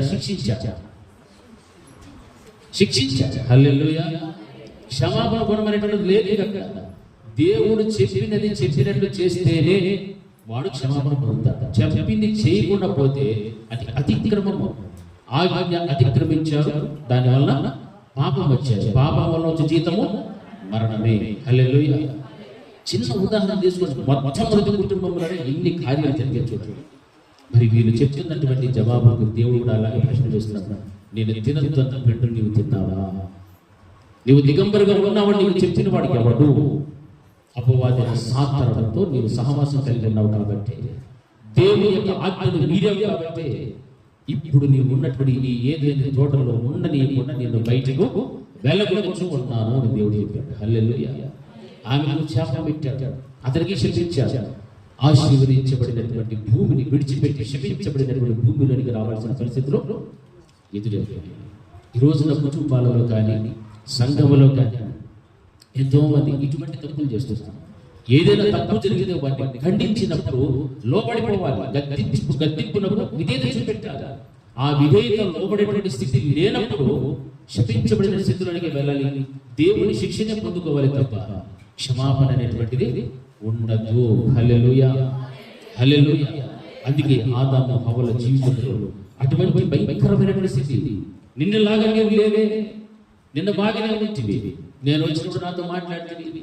ఆదాము హవ్వలు ఇద్దరు చక్కగా ఉన్నారు, దేవుడితో సహవాసం చేశారు, మాట్లాడుకున్నారు, క్షేమ సమాచారాలు అడుగుకున్నారు, అన్నీ ఉన్నాయి. కానీ ఈ రోజు పరిస్థితి మారిపోయాలి. హల్లెలూయా, హల్లెలూయా. ఈరోజు పరిస్థితి మారిపోయింది. కారణం ఎవరు? కృతజ్ఞత లేని జీవితము, దేవుడు చేసిన మేలును మర్చిపోయేటువంటి రకము, సంఘము చేసిన మేలును మర్చిపోయేటువంటి రకము, కాపరి చేసేటువంటి మేలును మర్చిపోయేటువంటి, కృతజ్ఞత లేనటువంటి దుష్ట హృదయం కలిగినటువంటి వారు మీలో ఎవడైనా ఉన్నాడని ఒక్కసారి గమనించుకోమని దేవుడు హెచ్చరిస్తూ ఈ రోజున ఆదాము హవ్వలను కూడా మనకు జ్ఞాపకం చేస్తున్నాడు. ఆ ఆదాము హవ్వల లాంటి జీవితమే మనలో ఉంచేది. ఒక రోజున చేర్చబడాల్సినటువంటి పరలోక రాజ్యంలోనికి మనము చేర్చబడలేము. ఇది జ్ఞాపకం పెట్టుకోవాలి. హల్లెలూయా, హల్లెలూయా. దేవుడు మనకి ఎంత ప్రేమించాడు అని అంటే మనం ఇచ్చే జవాబు ఏంటి? మన ప్రాణమే పెట్టేశాడు జవాబిస్తాం. అటువంటి ప్రాణం పెట్టి నిన్ను ఒక సంఘంలో చేరిస్తే దానిని కూడా నిర్లక్ష్యం చేస్తూ ఎక్కడెక్కడో మనం అడుగులు వేసి వెళ్తున్నామంటే కృతజ్ఞత లేనటువంటి మనస్సు, మేలును పొందుకొని మర్చిపోయేటువంటి జీవితం. తద్వారా దేవుడు చెప్పే మాట, జీవము గల దేవుని విడిచిపోయేటువంటి ఆ యొక్క విశ్వాసము లేని దుష్ట హృదయము కలిగినటువంటి వారు మీరు ఎవరి ఎందైనా ఉండదేమో, అటువంటి హృదయం మీరు ఉందేమో ఒక్కసారి చూచుకొని జాగ్రత్త పడుడి అని చెప్తున్నాడు. ఇవన్నీ ఎందుకోసం చెప్తున్నాడు? దేవుని యొక్క రాజ్యములో మనం ప్రవేశించడం కోసం. ఆ రోజున వారికి 40 సంవత్సరములు 30 లక్షల మందికి ఏ కుటుంబ లేకుండా అన్ని సమృద్ధిగా దేవుడు ఇచ్చిన వారు అక్కడికి వెళ్ళలేకపోయారు. మరి ఈ రోజు కూడా దేవుని యొక్క సన్నిధానంలో నీవు సమృద్ధిగా పొందుకుంటున్నావు. వాక్యము సమృద్ధిగా ఉంది, ప్రార్థనలు సమృద్ధిగా ఉన్నాయి, నిన్ను పరామర్శించేది, నిన్ను దర్శించేది, నీ కోసం కన్నీరు కచ్చి ప్రార్థించేది అన్ని సమృద్ధిగా ఉన్నాయి. కానీ పరలోకానికి వెళ్ళడానికి మాత్రం నీవు ఏం పొందుకోలేకపోతున్నావు? యోగ్యత పొందుకోలేకపోతున్నావు, అర్హత లేదు. ఎందుకంటే నీలో ఇటువంటి పనికి మారినటువంటి నీచ నికృష్టమైనటువంటి కార్యాలన్నీ కూడా పెట్టుకొని జీవిస్తూ ఉన్నావు. కాబట్టి ఆ రోజున ఇజ్రాయేల్ ప్రజలు ఎలాగైతే అరణ్యంలో రాలి చచ్చిపోయారో అలాగా చచ్చిపోవాల్సిన పరిస్థితి ఎదురవుతాయి తప్ప ఆశీర్వాదం వస్తుందని, లేకపోతే ఇంకేదో మనకు ఆధిక్యత వస్తుందనో, లేకపోతే ఇంకోటి ఏదో అనో, ఇంకొకటి అనేసి మనం ఎటువంటి ఆలోచనలు మనలో ఉండకూడదు. దేవుడు ఎలా చెప్తున్నాడు? నీలో ఎవరి ఎంతైనా ఒకవేళ ఉండి నేను దాన్ని జాగ్రత్తగా చూసుకో. నీ దేవుడిచ్చిన నీ సంఘము చాలా విలువైనటువంటి సంఘం, నీ కోసం కన్నీరు కాచేటువంటి సంఘం, నిన్ను అనుక్షణము కూడా జ్ఞాపకంలో పెట్టుకుని దేవుని పాదాల చేత విజ్ఞాపన ప్రార్థనలు చేసేటువంటి సంఘం ఈ సంఘం. లోకంలో ఎన్నో సంఘాలు ఉన్నాయి, అటువంటి సంఘాలు మన సంఘాలు కాదు. మన సంఘాలు, సంఘంలో ఉన్నటువంటి విశ్వాసులు అందరూ కూడా బలపడాలని ఒకే ఒక ఆశ. హల్లెలూయా, హల్లెలూయా. ఆత్మీయంగా బలపరచాలనేటువంటి ఆశ తప్ప ఆర్థికంగా మిమ్మల్ని ఏదో ఆర్జించి మీ అందరి నుంచి ఏదో సంపాదించుకోవాలని, మీ దగ్గర లాక్కోవాలనేటువంటి ఆలోచన మన సంఘాల్లో ఏ ఒక్కరిలో కూడా లేదు. ఎందుకంటే మన సంఘ వ్యవస్థాపకులు గారు చెప్పినటువంటి మాటలు అవి, ఆయన నేర్పించేది అదే. అటువంటి సంఘాలను కూడా ఈరోజు నిర్లక్ష్యం చేస్తూ ఆత్మీయతను పోగొట్టుకుంటూ ఆధ్యాత్మికమైన భ్రష్టత్వంలో బ్రతుకుతూ ఉన్నారు అంటే నిజంగా ఎంత మనము ఏ స్థితిలోకి వెళ్ళిపోతున్నామో ఆలోచించి నీవు కృతజ్ఞత అర్పించాలి అంటే నీకు దేవుడు ఇచ్చిన నీ సంఘం ఉంది, అక్కడ నేను చేయి. నువ్వు ఎంత చేస్తావు వచ్చి, ఏ చేయాలన్నా వచ్చి, ఈ సంఘాన్ని విడిచిపెట్టి ఇంకెక్కడికో వెళ్ళగలను, ఇంకెక్కడికో ఏమేమో చేసి, ఇవన్నీ కూడా దేవుని దృష్టికి మంచివి కాదు. హల్లెలూయా, హల్లెలూయా. ఇవి మంచి పనులు కానే కాదు. మనకు పేరు ప్రఖ్యాతులు కావాలంటే ఒకటి కావాలి, ఆడంబరాలు కావాలంటే ఇంకో దాన్ని వెతుక్కుంటూ వెళ్తాం. ప్రయోజనం లేదు, ఏమీ ప్రయోజనం లేదు. ఆధ్యాత్మికంగా నీవు బలపరిచేటువంటి సేవకుని నిర్లక్ష్యము చేయకూడదు. నీ సంఘాన్ని అంతకంటే నిర్లక్ష్యము చెయ్యకూడదు. నీవు ఆత్మీయంగా బలపడితేనే కదా పరలోకానికి వెళ్తావు, నీ కుటుంబం వెళ్తావు. ఇటువంటి హెచ్చరికలు నీవు పొందుకుంటేనే కదా నీ కుటుంబాన్ని నువ్వు సరి చేసుకోగలుగుతావు. నీ కుటుంబంలో ఎవరైనా ఇటువంటి విశ్వాసం దుష్టపడి ఉండదేమో అని దేవుడు జాగ్రత్తగా చూచుకోబడి చెబుతున్నాడంటే ఈ విషయాలన్నీ కూడా నీకు చెప్పేటువంటి వారు ఎవరునంటే నిన్ను ఖండించి గద్దించి తిట్టి చెప్పేటువంటి సేవకుడు ఆ సంఘం ఒకటే. ఇంకెవరు కూడా నీకు ఎటువంటి మాటలు చెప్తారు. నిన్ను ఒకవేళ పొగడచ్చు, నీకు ఆధిక్యత ఇవ్వచ్చు, లేకపోతే నేను ఎత్తి నెత్తి మీద పెట్టుకోవచ్చు, ఏమైనా చేయొచ్చు, కానీ పరలోకాన్ని మాత్రం ఎవడు కానీ తీసుకొని పోవాడు. హల్లెలూయా, హల్లెలూయా. ఈ విషయం మనం జ్ఞాపకం పెట్టుకోవాలి. ఎందుకంటే సంఘం అంటే ఒక క్రమం అనేటువంటిది ఉండాలి. హల్లెలూయా, హల్లెలూయా. అందుకే మన కుటుంబాల్లో కానీ సంఘంలో కానీ జీవము గల దేవుని విడిచిపోవునట్టి ఆ యొక్క విశ్వాసము లేనటువంటి స్థితి, దుష్ట హృదయం మనలో ఎవరి ఎందైనా ఉన్నదేమో అని జాగ్రత్తగా చూసుకోమని చెప్తున్నాడు. రెండవది ఏంటంటే అదే హెబ్రీయులకు రాసిన పత్రిక 4వ అధ్యాయం 11వ వచనం ఒకసారి చదువు. హెబ్రీయులకు రాసిన పత్రిక 4వ అధ్యాయం 11వ వచనం. కాబట్టి అవిధేయత వలన వారు పడిపోయినట్లుగా మనలో ఎవడనూ పడిపోకుండా ఆ విశ్రాంతిలో ప్రవేశించుటకు జాగ్రత్త పడుదము. హల్లెలూయా, హల్లెలూయా. దేవుడు ఇక్కడ మనకు మరొక జాగ్రత్తలు చెబుతున్నాడు. ఆ నిత్య విశ్రాంతిలోనికి అనగా పరలోక రాజ్యంలోనికి ప్రవేశించడానికి మనకు దేవుడు మొట్టమొదటి ఇచ్చిన జాగ్రత్త ఏమిటి?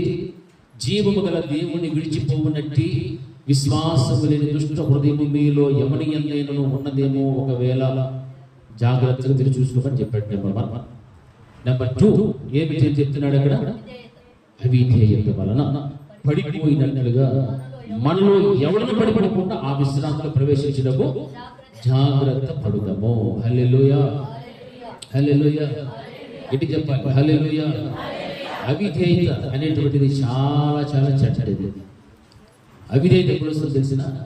అహంభావము, గర్వము, ఈ స్వభావం మనిషిలో ఉంటే అవిధేయత 100కి 1000 పాళ్ళు ఉంటాయి. ఈ గర్వము, అహంభావము, అహంకారం అనేటువంటిది మనిషిలో ఉంటే అవిధేయత అనేటువంటిది 100కి ఎన్ని పాళ్ళు ఉంటుందా?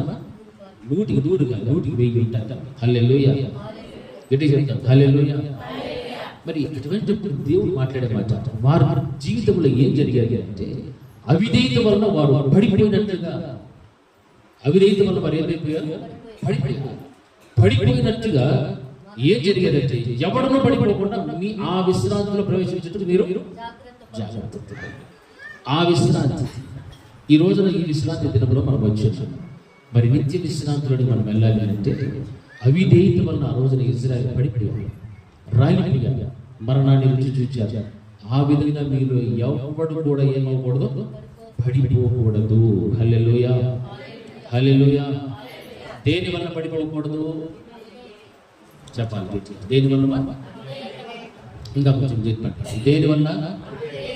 అవిధేయత వలన మనము పడిపోకుండానట్లుగా ఆ విశ్రాంతిలో ప్రవేశించాలి అంటే ఈ అవిధేయత విషయంలో చాలా చాలా జాగ్రత్తగా ఉండాలి. మన ఇంట్లో తల్లిదండ్రులు బిడ్డలు వారి మాటలు వినలేదనుకోండి, అవిధేయత చూపెట్టారనుకోండి, ఏం చేస్తారు? ఖండిస్తారా, వదిలేస్తారా? ఎంతమంది ఖండిస్తారు? తల్లిదండ్రులు నిజంగా చెప్పండి. మా బిడ్డలు మా ఎడలు అవిధేయత చూపెడితే మేము ఖండిస్తాము, వారిని పెద్దలు తీసుకొని వాయిస్తాము అనే వాళ్ళు ఎంతమంది ఉన్నారు? మీ బిడ్డలు పెద్దలు లేపినారు, మేము ఇప్పుడు గద్దించలేము, ఏది వృక్షాలు అయిపోయినాయి, ఆ వృక్షం కిందే మేము బతుకుతున్నాము, ఆ వృక్షం లేకపోతే మాకు నేడే లేదు అనే పరిస్థితుల్లో కూడా కొంతమంది ఉండొచ్చు. తప్పు లేదు. హల్లెలూయా, హల్లెలూయా. అందుకే వాక్యం ఏం చదివిస్తుందా? బాలుడు అది ఆడ సరిగ్గా నడిపించే ఈ రోజు నా వృక్షం కింద నువ్వు దాక్కునే పరిస్థితి, ఆశ్రయించే పరిస్థితి నీకు వచ్చే ఉండండి. హల్లెలూయా, హల్లెలూయా. మన బిడ్డలను మనం నడవలసిన త్రోవల్లో మనం నడిపిస్తే చిన్నప్పుడు, అప్పుడు పెద్ద అయిన తర్వాత అందులో నుండి తొలగిపోరు. హల్లెలూయా. అప్పుడు దేవుని యందు భయం ఉంటుంది, భక్తి ఉంటుంది. తల్లిని తండ్రిని ఏం చేస్తారు? సన్మానిస్తారు. ఈ భూమి మీద ఎలా ఉంటారు? హల్లెలూయా. దీర్ఘాయుష్మంతులుగా వారు బ్రతకాలి. వారు బ్రతకాలని ఆశపడతారు. దీర్ఘాయుష్ను కూడా పొందుకోవాలని ఆశ పెడితే చిన్నప్పుడు వాడిని ఏం చేసి ఉండాలి? ఒక క్రమం నేర్పించాలి, నడిపించాలి, నడిపించి నడవటం, ఇవన్నీ కూడా నేను నేర్పిస్తే అప్పుడు వాడు భూమి మీద బ్రతికినంత కాలం నిన్ను, నీ భర్తను, నీ భార్య వాడేం చేస్తాడు? సన్మానిస్తాడు. హల్లెలూయా. వాడికి దేవుడు ఏమిస్తాడు? దీర్ఘాయువు ఇస్తాడు. నీవు దీర్ఘాయుష్మంతుడగునట్లు నీ తల్లిని తండ్రిని వేచేయమన్నాడు, సన్మానించు. ఈ రోజున మనకు దేవుడు బిడ్డలు ఇచ్చాడు కదా. ఎంతమంది మన బిడ్డలు మనల్ని సన్మానిస్తున్నారు, కనీసం గౌరవిస్తున్నారు, కనీసం ప్రేమిస్తున్నారు, కనీసం మన మంచి చెడ్డ తెలుసుకుంటున్నారు, కనీస అవసరతలు ఎంతమంది తీరుస్తున్నారు? ప్రశ్న చేసుకుంటే చాలామంది కళ్ళల్లో నీళ్ళు కనిపిస్తారు, చాలామంది దుఃఖపడతారు, చాలామంది వ్యాధులకు కూడా గురే పరిస్థితులు ఉన్నాయి. ఏం కారణం అంటే బిడ్డల పట్ల మనకున్న ప్రేమ మమకారాన్ని బట్టి, వారిని విచ్చలవిడిగా వదిలిపెట్టిన కారణాన్ని బట్టి ఈ రోజున మన బిడ్డలే మనకు ఎలాగే నిలబడ్డారు? శత్రువుల వలె నిలబడ్డారు. హల్లెలూయా. శత్రువుల వలె నిలబడ్డారు. మన బిడ్డల ద్వారా మనకు సమాధానం లేదు, వారి వలన మనకు నెమ్మది లేదు, వారి వలన మనకు ఏ విధమైన ప్రయోజనం, ఉపకారం ఏమైనా ఏమి కూడా లేదు. కారణం ఏమిటి? తల్లిదండ్రులు చిన్ననాటి చూపించినటువంటి ప్రేమ, ఆప్యాయత, మమకారంలే వారిని సరైనటువంటి మార్గంలో నడిపించినటువంటి స్థితిని బట్టి వారు అవిధేయతలోనికి రాగలిగారు. హల్లెలూయా, హల్లెలూయా. అయితే వాక్యం సెలవిస్తారు, ఆ విశ్రాంతిలోనికి వెళ్ళాలి అంటే మనం ఏమై ఉండాలా? విధేయత కలిగి జీవించాలి. హల్లెలూయా. పెద్ద పెద్ద పాపాలు చేయాల్సిన అవసరం లేదు. భయంకరమైన వ్యభిచారం, త్రాగుడు, అవి ఇవి దేవుడు మనతో మాట్లాడతాడు కదా.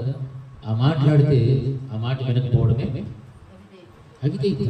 హల్లెలూయా, హల్లెలూయా. దేవుడు మన అందరితో ఈరోజు మాట్లాడుతున్నాడా లేదా? మాట్లాడుచున్నాడు. తన సేవకుల ద్వారా మాట్లాడుచున్నాడు. మాట్లాడుతున్నప్పుడు ఆ మాటలను వినడమే విధేయత, వినకపోవడము అవిధేయత. అవిధేయత వలన వీరేమైపోయారు? ఇశ్రాయేలు పడిపోయి ఆ విశ్రాంతిలో ప్రవేశించలేకపోయారు, వాగ్దాన భూమిలోనికి వెళ్ళలేకపోయారు. అయితే దేవుడు చెప్తున్న మాట, హెచ్చరిక ఏంటంటే వారు అవిధేయత వలన పడిపోయినట్లుగా మనలో ఎవరినో పడిపోకుండా ఆ విశ్రాంతిలో ప్రవేశించేందుకు మీరు ఏమేమి ఉండాలా? జాగ్రత్తగా ఉండండి. హల్లెలూయా. అక్కడ మనము చేరాలి. ఇది మనకు అవసరం లేదు.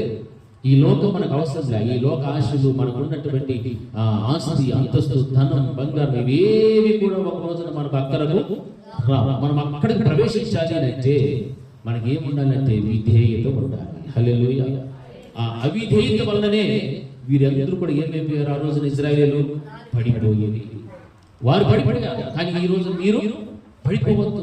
వారికి అన్ని ఇచ్చాను, నీళ్ళు ఇచ్చాను, ఆహారం ఇచ్చాను, నీడగా పగలు నీడగా ఉన్న, రాత్రి అగ్నిస్తంభంగా ఉన్నాను, ప్రతిదీ కూడా వారికి అన్నింటిని కూడా నేను అనుకూలపరిచిన వారు నడిపించాల్సినటువంటి ఆ యొక్క దేశంలో వారు నడవలేక వారు అరణ్యములోనే రాలిపోయి, కారణము వారిలో ఏముంది? అవిధేయత. అవిధేయత ఎంత ప్రమాదకరమైనదో చూడండి. చాలా అపాయకరమైనటువంటి వాక్యం మనకు సెలవిస్తూ ఉంది. ఆ యొక్క విశ్వాసము లేని హృదయమైన అవిధేయత అయినా కూడా చాలా చాలా విశ్వాసికి ప్రమాదాన్ని తీసుకొని వచ్చి పెడతాది. హల్లెలూయా. అవునా కదా? దేవుడు మనతో మాట్లాడేటప్పుడు వినాలి.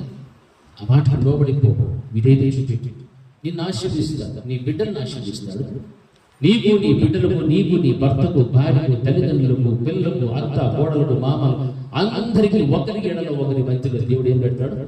సమాధానం ఇస్తాడు. హల్లెలూయా, హల్లెలూయా. ఆయన సమాధానమునకు కర్త ఉన్నటువంటి దేవుడు. అటువంటి సమాధానమునకు కర్త ఉన్నటువంటి దేవుని విడిచిపోయినట్టు విశ్వాసము లేనటువంటి దుష్ట హృదయము మనలో ఎవరిలో ఉండకూడదని చూసుకోమన్నాడు. ఒకటోది. రెండవది, ఆ విశ్రాంతిలో ప్రవేశించకుండా పోవడానికి గల కారణాలు చెప్తున్నాడు. వారు అవిధేయతలో పడిపోయారు.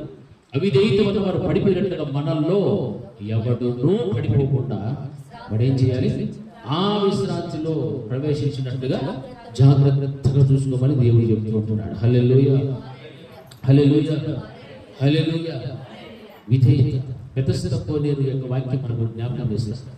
ఆ కోనేరులో మొట్టమొదటి దేవుని యొక్క దూత వచ్చి నీళ్లు కలిగించబడిన తర్వాత మొదట ఎవరైతే అందులోకి వెళ్తాడో వానికి ఏమొస్తుంది అంటే, రెండోసారి మునిగితే అక్కడ శక్తి పనిచేయదనే, లేకపోతే రెండో వ్యక్తి అక్కడ కొంత శక్తి పనిచేయదనే, ఇట్లా లాజిక్లన్నీ బైబిల్కి వర్తించు. దేవుడు ఇందులో మనకు కనపరిచేటువంటి అమూల్యమైనటువంటి సత్యం ఏమిటంటే విధేయత. హల్లెలూయా. ఎప్పుడు దేవుడు మాట్లాడతాడో అప్పుడే నీ బ్రతుకుల్లో, నీ జీవితంలో, నీ కుటుంబంలో దేవుని యొక్క బలమైన కార్యము జరుగుతుంది. హల్లెలూయా, హల్లెలూయా. అంతేకాని ఆ కోనేరులో ఒకరికే ఉంది పర్మిషన్, రెండో వాడికి లేదు, దేవుని శక్తి అంతే తక్కువే, అట్లా ఇట్లా అని మనము సమర్థించుకోవడం.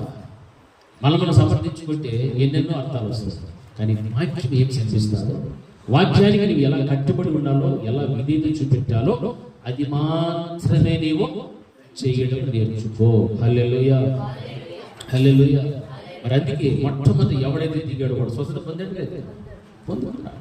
మరి ఈ రోజున అదే విధేయత కనుక నీవు చూపెడితే నీ ఆధ్యాత్మికమైన జీవితంలో కానీ, నీ శారీరక దేహ సంబంధమైనటువంటి జీవితంలో కానీ నిన్ను దేవుడు ఏం చేస్తాడు?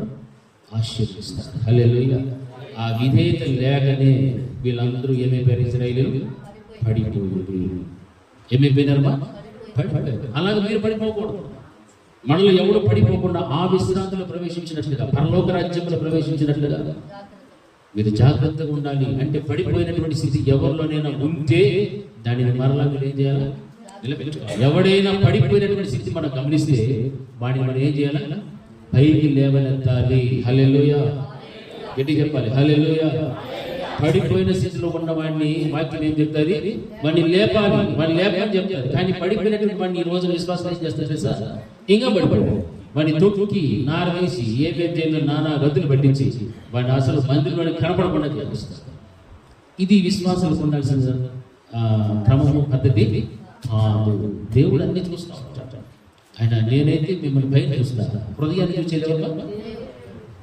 నా హృదయమైన మీ హృదయమైన చూసేటువంటి వారు ఒక్కడే దేవుడు.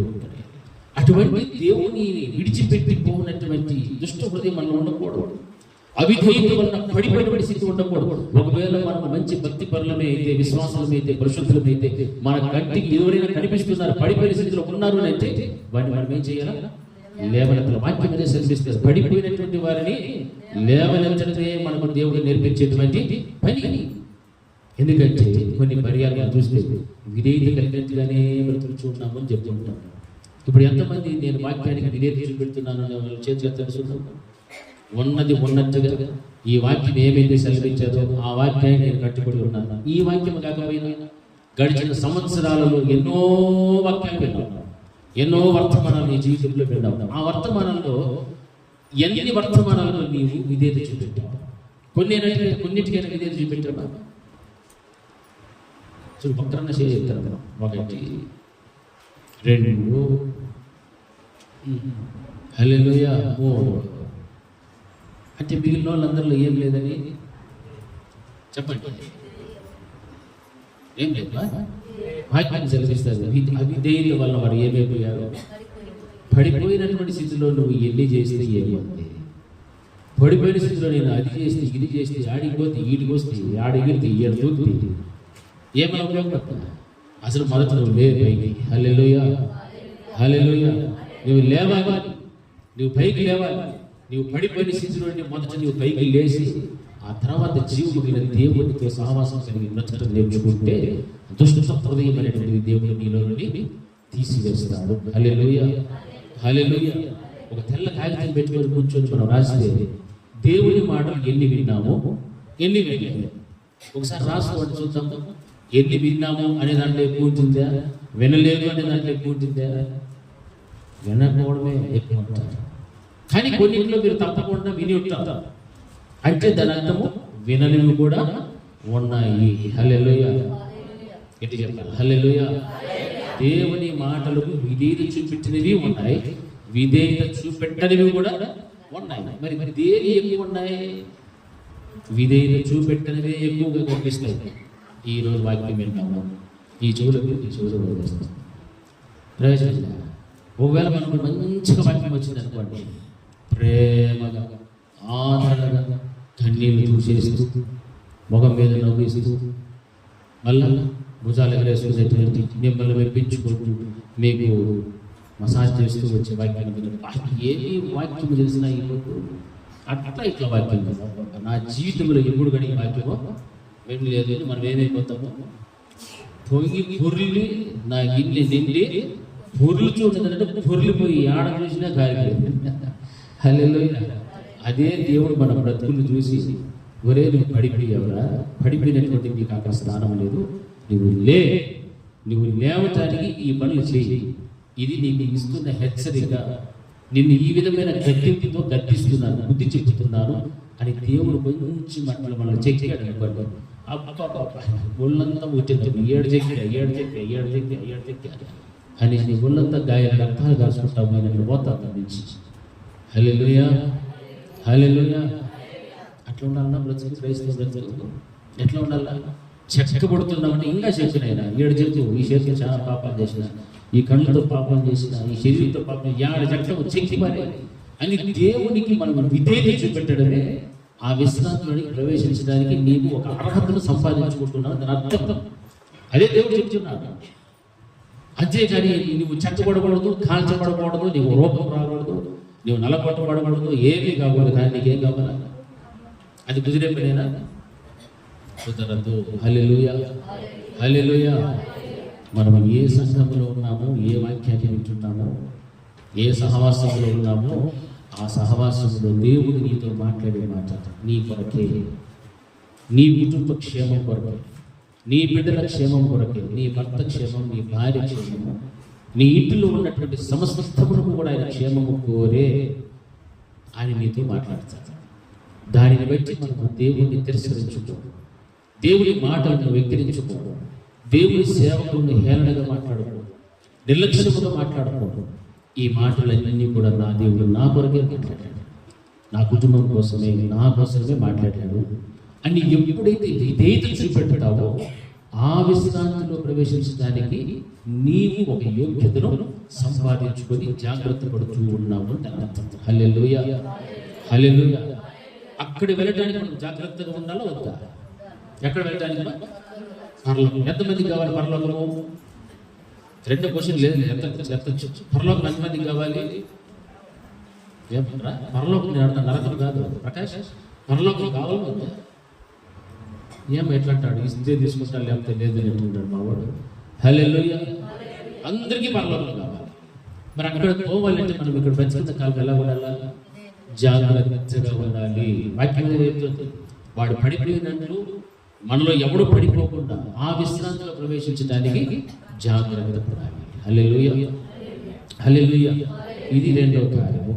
మూడవది ఒకటి చూసుకుంటాం. హెబ్రీయులకు రాసిన పత్రికలో 12వ అధ్యాయం 16వ వచనం ఒకసారి చదవండి. హెబ్రీయులకు రాసిన పత్రిక 12:16. ఒక పూట కూటి కొరకు తన జ్యేష్ఠత్వపు హక్కును అమ్మివేసిన ఏశావు వంటి భ్రష్టుడైనను వ్యభిచారైనను జాగ్రత్తగా చూచుకోండి. హల్లెలూయా, హల్లెలూయా. ఏశావు వంటి ఆయనకి ఎన్ని టైటిల్స్ పెట్టాడు? భ్రష్టుడు, వ్యభిచారి. బైబిల్లో ఏశావు వ్యభిచారం చేసినట్టు కనిపిస్తుందా? లేదు. దేవుడు ఆధ్యాత్మికంగా మాట్లాడుతున్నాడు. ఆయన దిగజారిపోయినటువంటి స్థితిని మాట్లాడుతున్నాడు. ఆత్మీయంగా ఆధ్యాత్మికమైనటువంటి విలువలు ఆయన ఏం చేసుకున్నాడు? పోగొట్టేసుకున్నాడు. జ్యేష్ఠత్వం అంటే తండ్రి తర్వాత స్థానము జ్యేష్ఠత్వం. దేవుడిచ్చిన ఆత్మ అభిషేకం ఇవన్నిటిని కూడా పోగొట్టేసుకున్నాడు. దేనికోసం పోగొట్టుకున్నాడు? ఒకే ఒక పూట కూటి కోసం పోగొట్టుకున్నాడు. మరి దేవుడిచ్చినటువంటి అంత విలువైనటువంటి శ్రేష్టమైనటువంటి జీవితాన్ని ఒక పూట ఆహారం కోసం కూటి కోసం అమ్ముకునేసాడు. కాబట్టి ఆయన ఏమిగా దేవుడి దృష్టిలో మిగిలిపోయాడంటే ప్రశంసుడుగా, వ్యభిచారిగా మారిపోయాడు. అంటే దేవుడిచ్చిన ఆధ్యాత్మికమైన విలువలను ఎక్కడ అమ్మేసుకున్నాడు కాబట్టి, ఆధ్యాత్మికమైన విలువలను అమ్మేసుకున్నాడు కాబట్టి ఒక ఆధ్యాత్మికమైన దిగజారుతనం ఉన్నది కాబట్టి ప్రశ్నత్వములనికి వెళ్ళిపోయాడు. హల్లెలూయా.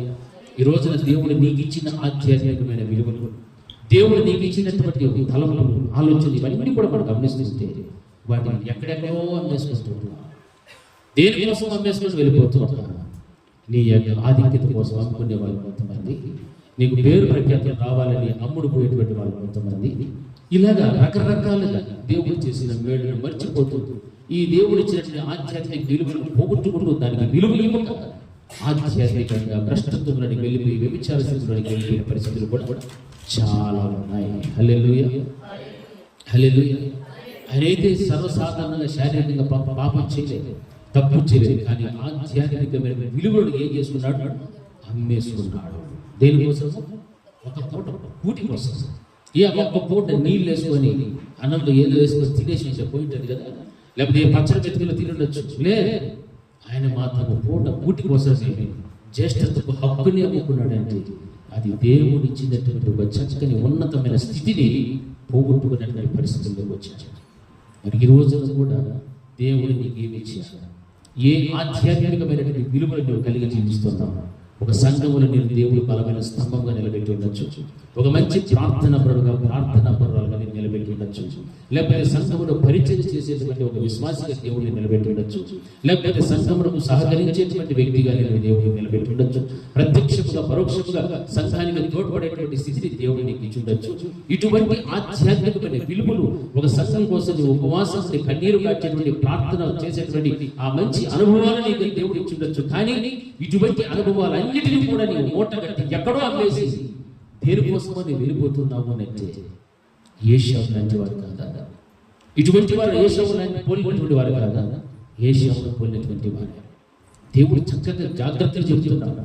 ఆ విశ్రాంతిలోనికి వెళ్ళాలి నీవు అని అంటే ఈ జాగ్రత్త నీవు ఖచ్చితంగా పాటించాలి. దేవుడిచ్చిన ఆధ్యాత్మిక విలువలు, సంఘంలో నీకున్న విలువలు, నీ స్థాయిని పోగొట్టుకుంటున్నావు. దాన్ని ఒక్క పూట కూటి కోసమో, లేకపోతే నీ ఆధిక్యత కోసమో, లేకపోతే ఇంకా దేని కోసమో, ఎక్కడో ఎప్పుడో దేని విషయంలో నీవు అనిపేసుకున్నావు. అమ్ముకుంటూ దేవుని దృష్టిలో నీవు ఏమిగా మిగిల్చబడిపోతావు? ఏషావులాగా మిగిలిపోతావు. హల్లెలూయా, హల్లెలూయా. దేవుడు మనతో సూటిగా మాట్లాడినప్పుడు అప్పటికప్పుడు పశ్చాత్తాపడి గేట్లు దాటి మరలా పాత బతుకులు, పాత అలవాట్లు చేయడం కూడా మంచిది కాదు. అందుకే వాక్యం సెలవిస్తుంది, ప్రశంసుడు, వ్యభిచారి, ఈ పదాలన్నీ కూడా ఎవరికి వర్తించాయి? ఏషావు పొందుకున్నాడు. అసలైన విలువైనటువంటి స్థితిని పోగొట్టుకున్నాడు. విలువ లేని పనికి మాలినటువంటి స్థితిలో దేవుడి కనిపిస్తున్నాడు. ఈ రోజున నీకు ఇచ్చిన ఆధ్యాత్మికమైన విలువలు నీవు పోగొట్టుకుంటున్నావా, లేదా దాన్ని కాపాడుకుంటున్నావా? దాన్ని కలిగి నీవు జీవిస్తే నీవు ధన్యుడవే. నువ్వు ఏషావును పోలినటువంటి వ్యక్తివి కాదు. దేవుని యొక్క చిత్తమును నెరవేరుస్తూ దేవుడు నీకు అప్పగించినటువంటి పనిలో ఆ బాధ్యత నీవు సంపూర్ణంగా నెరవేరుస్తూ ఉన్నామని దాని అర్థం. దేవుని యొక్క సత్యంలో నేను ఏ స్థాయిలో పెట్టాడో ఆ స్థాయికి పూర్తి న్యాయం చేసేటువంటి వ్యక్తిగా, విశ్వాసంగా నీవు ఉండాలి. అప్పుడే ఏషావు లాంటి జీవితంలో నేను బయటకు తెచ్చినట్టు. అటువంటి ఔన్నత్యమైనటువంటి ఆధ్యాత్మికమైన విలువలను పోగొట్టుకోవడానికి ఎప్పటికీ కూడా నేను ప్రయాసపడతాను. ఎప్పటికీ కూడా ఆలోచన చేయలేదు, ప్రయత్నం కూడా చేయకూడదు. అది దేవుని దృష్టికి చాలా చాలా వ్యతిరేకమైనటువంటిది. హల్లెలూయా, హల్లెలూయా. ఆర్థిక ప్రయోజనాల కోసము, ఉద్యోగాల కోసము, వ్యాపారాల కోసము ఏమేమో మనం తప్పులు చేస్తున్నాం. మన పిల్లల విషయంలో కూడా తప్పులు చేస్తున్నాం. మనకు ఉన్నటువంటి కులాలు ఒకటైతే మరొక కులాన్ని రాపించుకుంటూ వెళ్ళిపోతుంటాం. ఈ పని చేస్తే మనకు ఆదాయం వస్తుంది, ఒక ప్రయోజనం ఆశిస్తూ ఉన్నాం. ఈ పని చేస్తే ఇంకొకటి, ఆ ఉద్యోగం వస్తుంది, అది చేస్తే ఇది వస్తుంది అని ఎంతగా ఎన్ని పర్యాలు దేవుడు నీకు ఇచ్చిన ఆధ్యాత్మికమైన విలువలను పోగొట్టేసావు. అమ్మివేస్తున్నావు. ఒకసారి ఆలోచించండి. అలాగే అమ్మివేస్తూ వెళుతూ ఉన్నావు అని అంటే దాని అర్థం ఏషావును పోలినటువంటి జీవితం నీలో ఉంది. హల్లెలూయా, హల్లెలూయా. ఇలాగ మనము చేయకూడదు అని అనుకుంటాం, చేస్తూ ఉన్నాం. ఇలా మనం ఎక్కడికి వెళ్ళకూడదు అనుకుంటున్నాం, వెళ్తూ ఉన్నాం. ఇక్కడ అడుగు అక్కడ అడుగు వేయకూడదు అనుకుంటున్నాం, వేస్తూనే ఉన్నాం. దేవుని యందు భయం కలిగి ఉండాలి, భయం లేకుండానే బ్రతుకుచున్నాం. దేవుని యొక్క జీవము కలిగిన దేవుని సన్నిధిలో నేను ఒక స్తంభం వలె ఉండాలి అనుకుంటున్నావు, ఉండలేకపోతున్నావు. ఏ కారణం అనేది ఏదో ఒక దానిని ఆశించి ఒక్క పూట కూటి కోసం అమ్మి వేసుకుంటున్నట్టుగా బ్రతుకునంతా కూడా అమ్మి వేసుకుంటూ వెళ్ళిపోతున్నాం. ఆధ్యాత్మికమైనటువంటి జీవితాన్ని, ఆ విలువలను ఎవరైతే కాపాడుకోగలుగుతారో వారికి దేవుడు ఆ విశ్రాంతిలో ప్రవేశించడానికి అనుమతినిస్తాడు. హల్లెలూయా, హల్లెలూయా. మొట్టమొదటి జాగ్రత్త ఏమని చెప్తున్నాము? జీవము గల దేవుని విడిచిపోవునట్టి విశ్వాసము లేనటువంటి దుష్ట హృదయము మీలో ఎవరి యందు ఉన్నదేమో దాని విషయంలో మీరేమన్నా జాగ్రత్త. రెండవది అవిధేయత. అవిధేయత వలన పడిపోతున్నారేమో పరిశీలించుకోవాలి. వారు పడిపోయి ఆ విశ్రాంతిలో ప్రవేశించలేకపోయారు. అయితే మనలో ఎవడనూ పడిపోకుండా మనము జాగ్రత్త పడాలి. ఎవడైనా పడిపోయిన స్థితిలో ఉంటే, ఆత్మీయ విషయంలో పడిపోయిన స్థితిలో ఉంటే వాడిని మనం ఏం చేయాలా? లేవనెత్తాలి, పురివల్పాలి. మందిరానికి క్రమంగా రావట్లేదు, వారితో మనం మాట్లాడాలి, పురివల్పు వాడిని సహవాసంలో చేర్చుకో. ఈ విధంగా ఉండాలి. కానీ పడిపోయినటువంటి వాడిని ఇంకా పడదోసి తగ్గి ఏమేమో చేసేటువంటి కార్యక్రమాలు మాత్రము చేయకూడదు. ఒక ఆత్మకు లెక్క ఒప్పచెప్పవలసినటువంటి పరిస్థితులు ఉన్నాయి సంఘ క్రమంలో. అటువంటిప్పుడు సంఘంలో ఉన్న ప్రతి విశ్వాసి, ప్రతి బిడ్డ, ప్రతి కుటుంబం కూడా దేవునికి ఒక రోజున మీకంటూ అప్పగింపబడినటువంటి ఒక కాపరి, ఆ కాపరి మీ ఆత్మలకు లెక్క చెప్పాలి. ఆ లెక్క ఒప్పచెప్పేటువంటి పరిస్థితి కాపాడుకున్నప్పుడు సంఘంలో ఉన్న విశ్వాసం ఎవరైనా పడిపోతుంటే వాడిని పడగొట్టకూడదు, కానీ వాడిని ఏం చేయాలి? మనము లేవనెత్తాలి. ఇది వాక్యం మనకు నేర్పించింది. పడిపోయిన వాడిని లేపుకోవాలి. ఈరోజు నీ పరిస్థితి ఎలా ఉంది? మూడోదిగా మనం ఆలోచన చేసేసి ఆర్థిక ప్రయోజనాల కోసం, ఆకలి కోసం, ఆధ్యాత్మికమైనటువంటి విలువలను అమ్మి వేసుకునేటువంటి ఏషావును పోలినటువంటి జీవితం కూడా ఉండదు. దేవుడు అని చెబుతున్నాడు. అలాంటి ప్రశ్నలు వ్యభిచార్యంలో ఉండినేమో అని మీరేగా ఉండమన్నాడు, జాగ్రత్తగా చూసుకోమని చెప్తున్నాడు. హల్లెలూయా. ఈ 3 జాగ్రత్తలు ప్రతి ఒక్కరు కూడా పాటించాలి. ఈ 3 జాగ్రత్తల విషయంలో నిర్లక్ష్యము చూపెట్టిన, లేకపోతే అవిధేయత చూపెట్టిన, ఒక్క పూట కూటి కోసము జ్యేష్ఠత్వపు హక్కును అమ్మి వేసుకున్న ఏషావును పోయినటువంటి జీవితం ఉండిన వారికి దేవుడు ఆ విశ్రాంతిలో ప్రవేశమును ఇవ్వడు. హల్లెలూయా, హల్లెలూయా.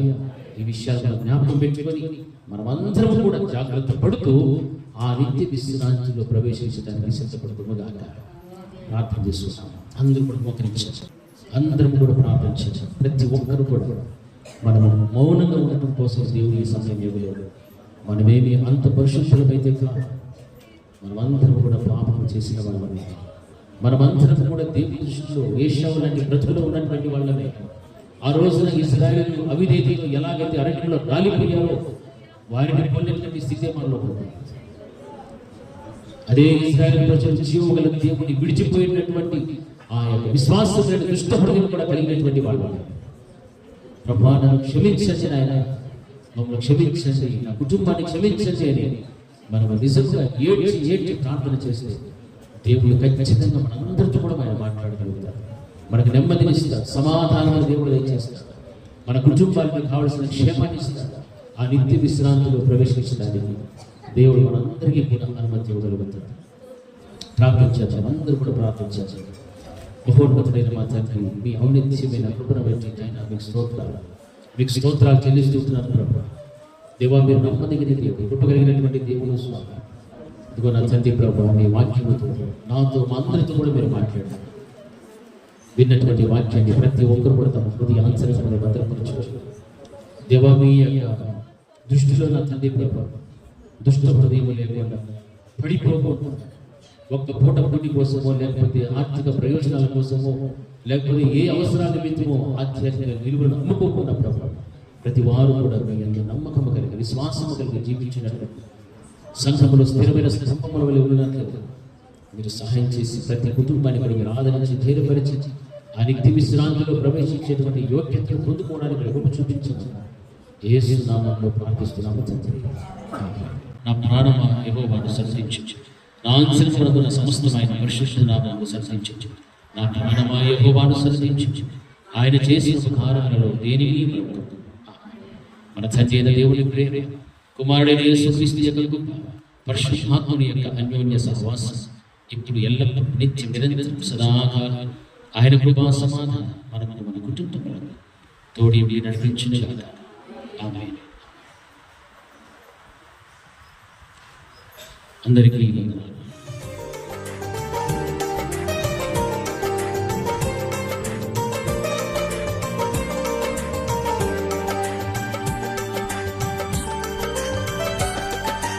నీ దయలు నీ కృపలు కాచితివి గత కాలము. నీ దయలు నీ నీడలు దాచుమయ జీవితాంతము. నీ ఆత్మతో నన్ను నింపుమా, నీ సేవలో ఫలింపగా దేవా. దేవా నీ దయలు నీ కృపలు కాచితివి గత కాలము.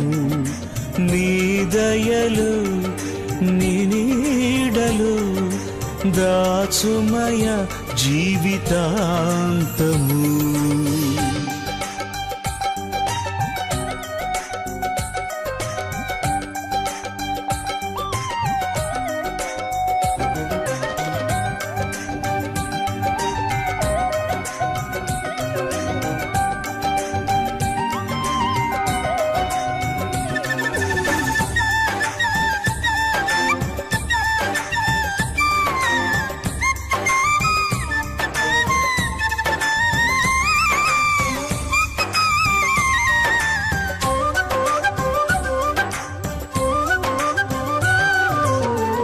కష్టకాలం దుఃఖ సమయం నన్ను వేధించగా,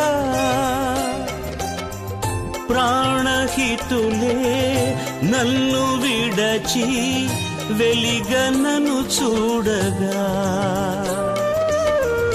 కష్టకాలం దుఃఖ సమయం నన్ను వేధించగా, ప్రాణహితులే నన్ను విడచి వెలిగన్నను చూడగా. ఓదార్పువైనా చెంత నీవే ఉండినావు, నా కన్నీరు నీ కవితలో రాసి ఉంచినావు. ఓదార్పువైనా చెంత నీవే ఉండినావు, నా కన్నీరు నీ కవితలో రాసి ఉంచినావు.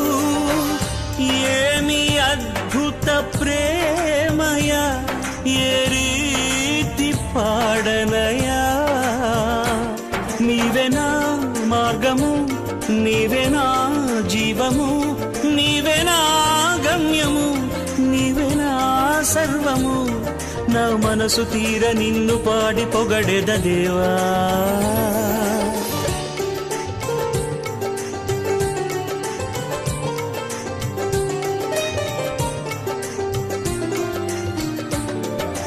నీ దయలు నీ కృపలు కాచితివి గత కాలము.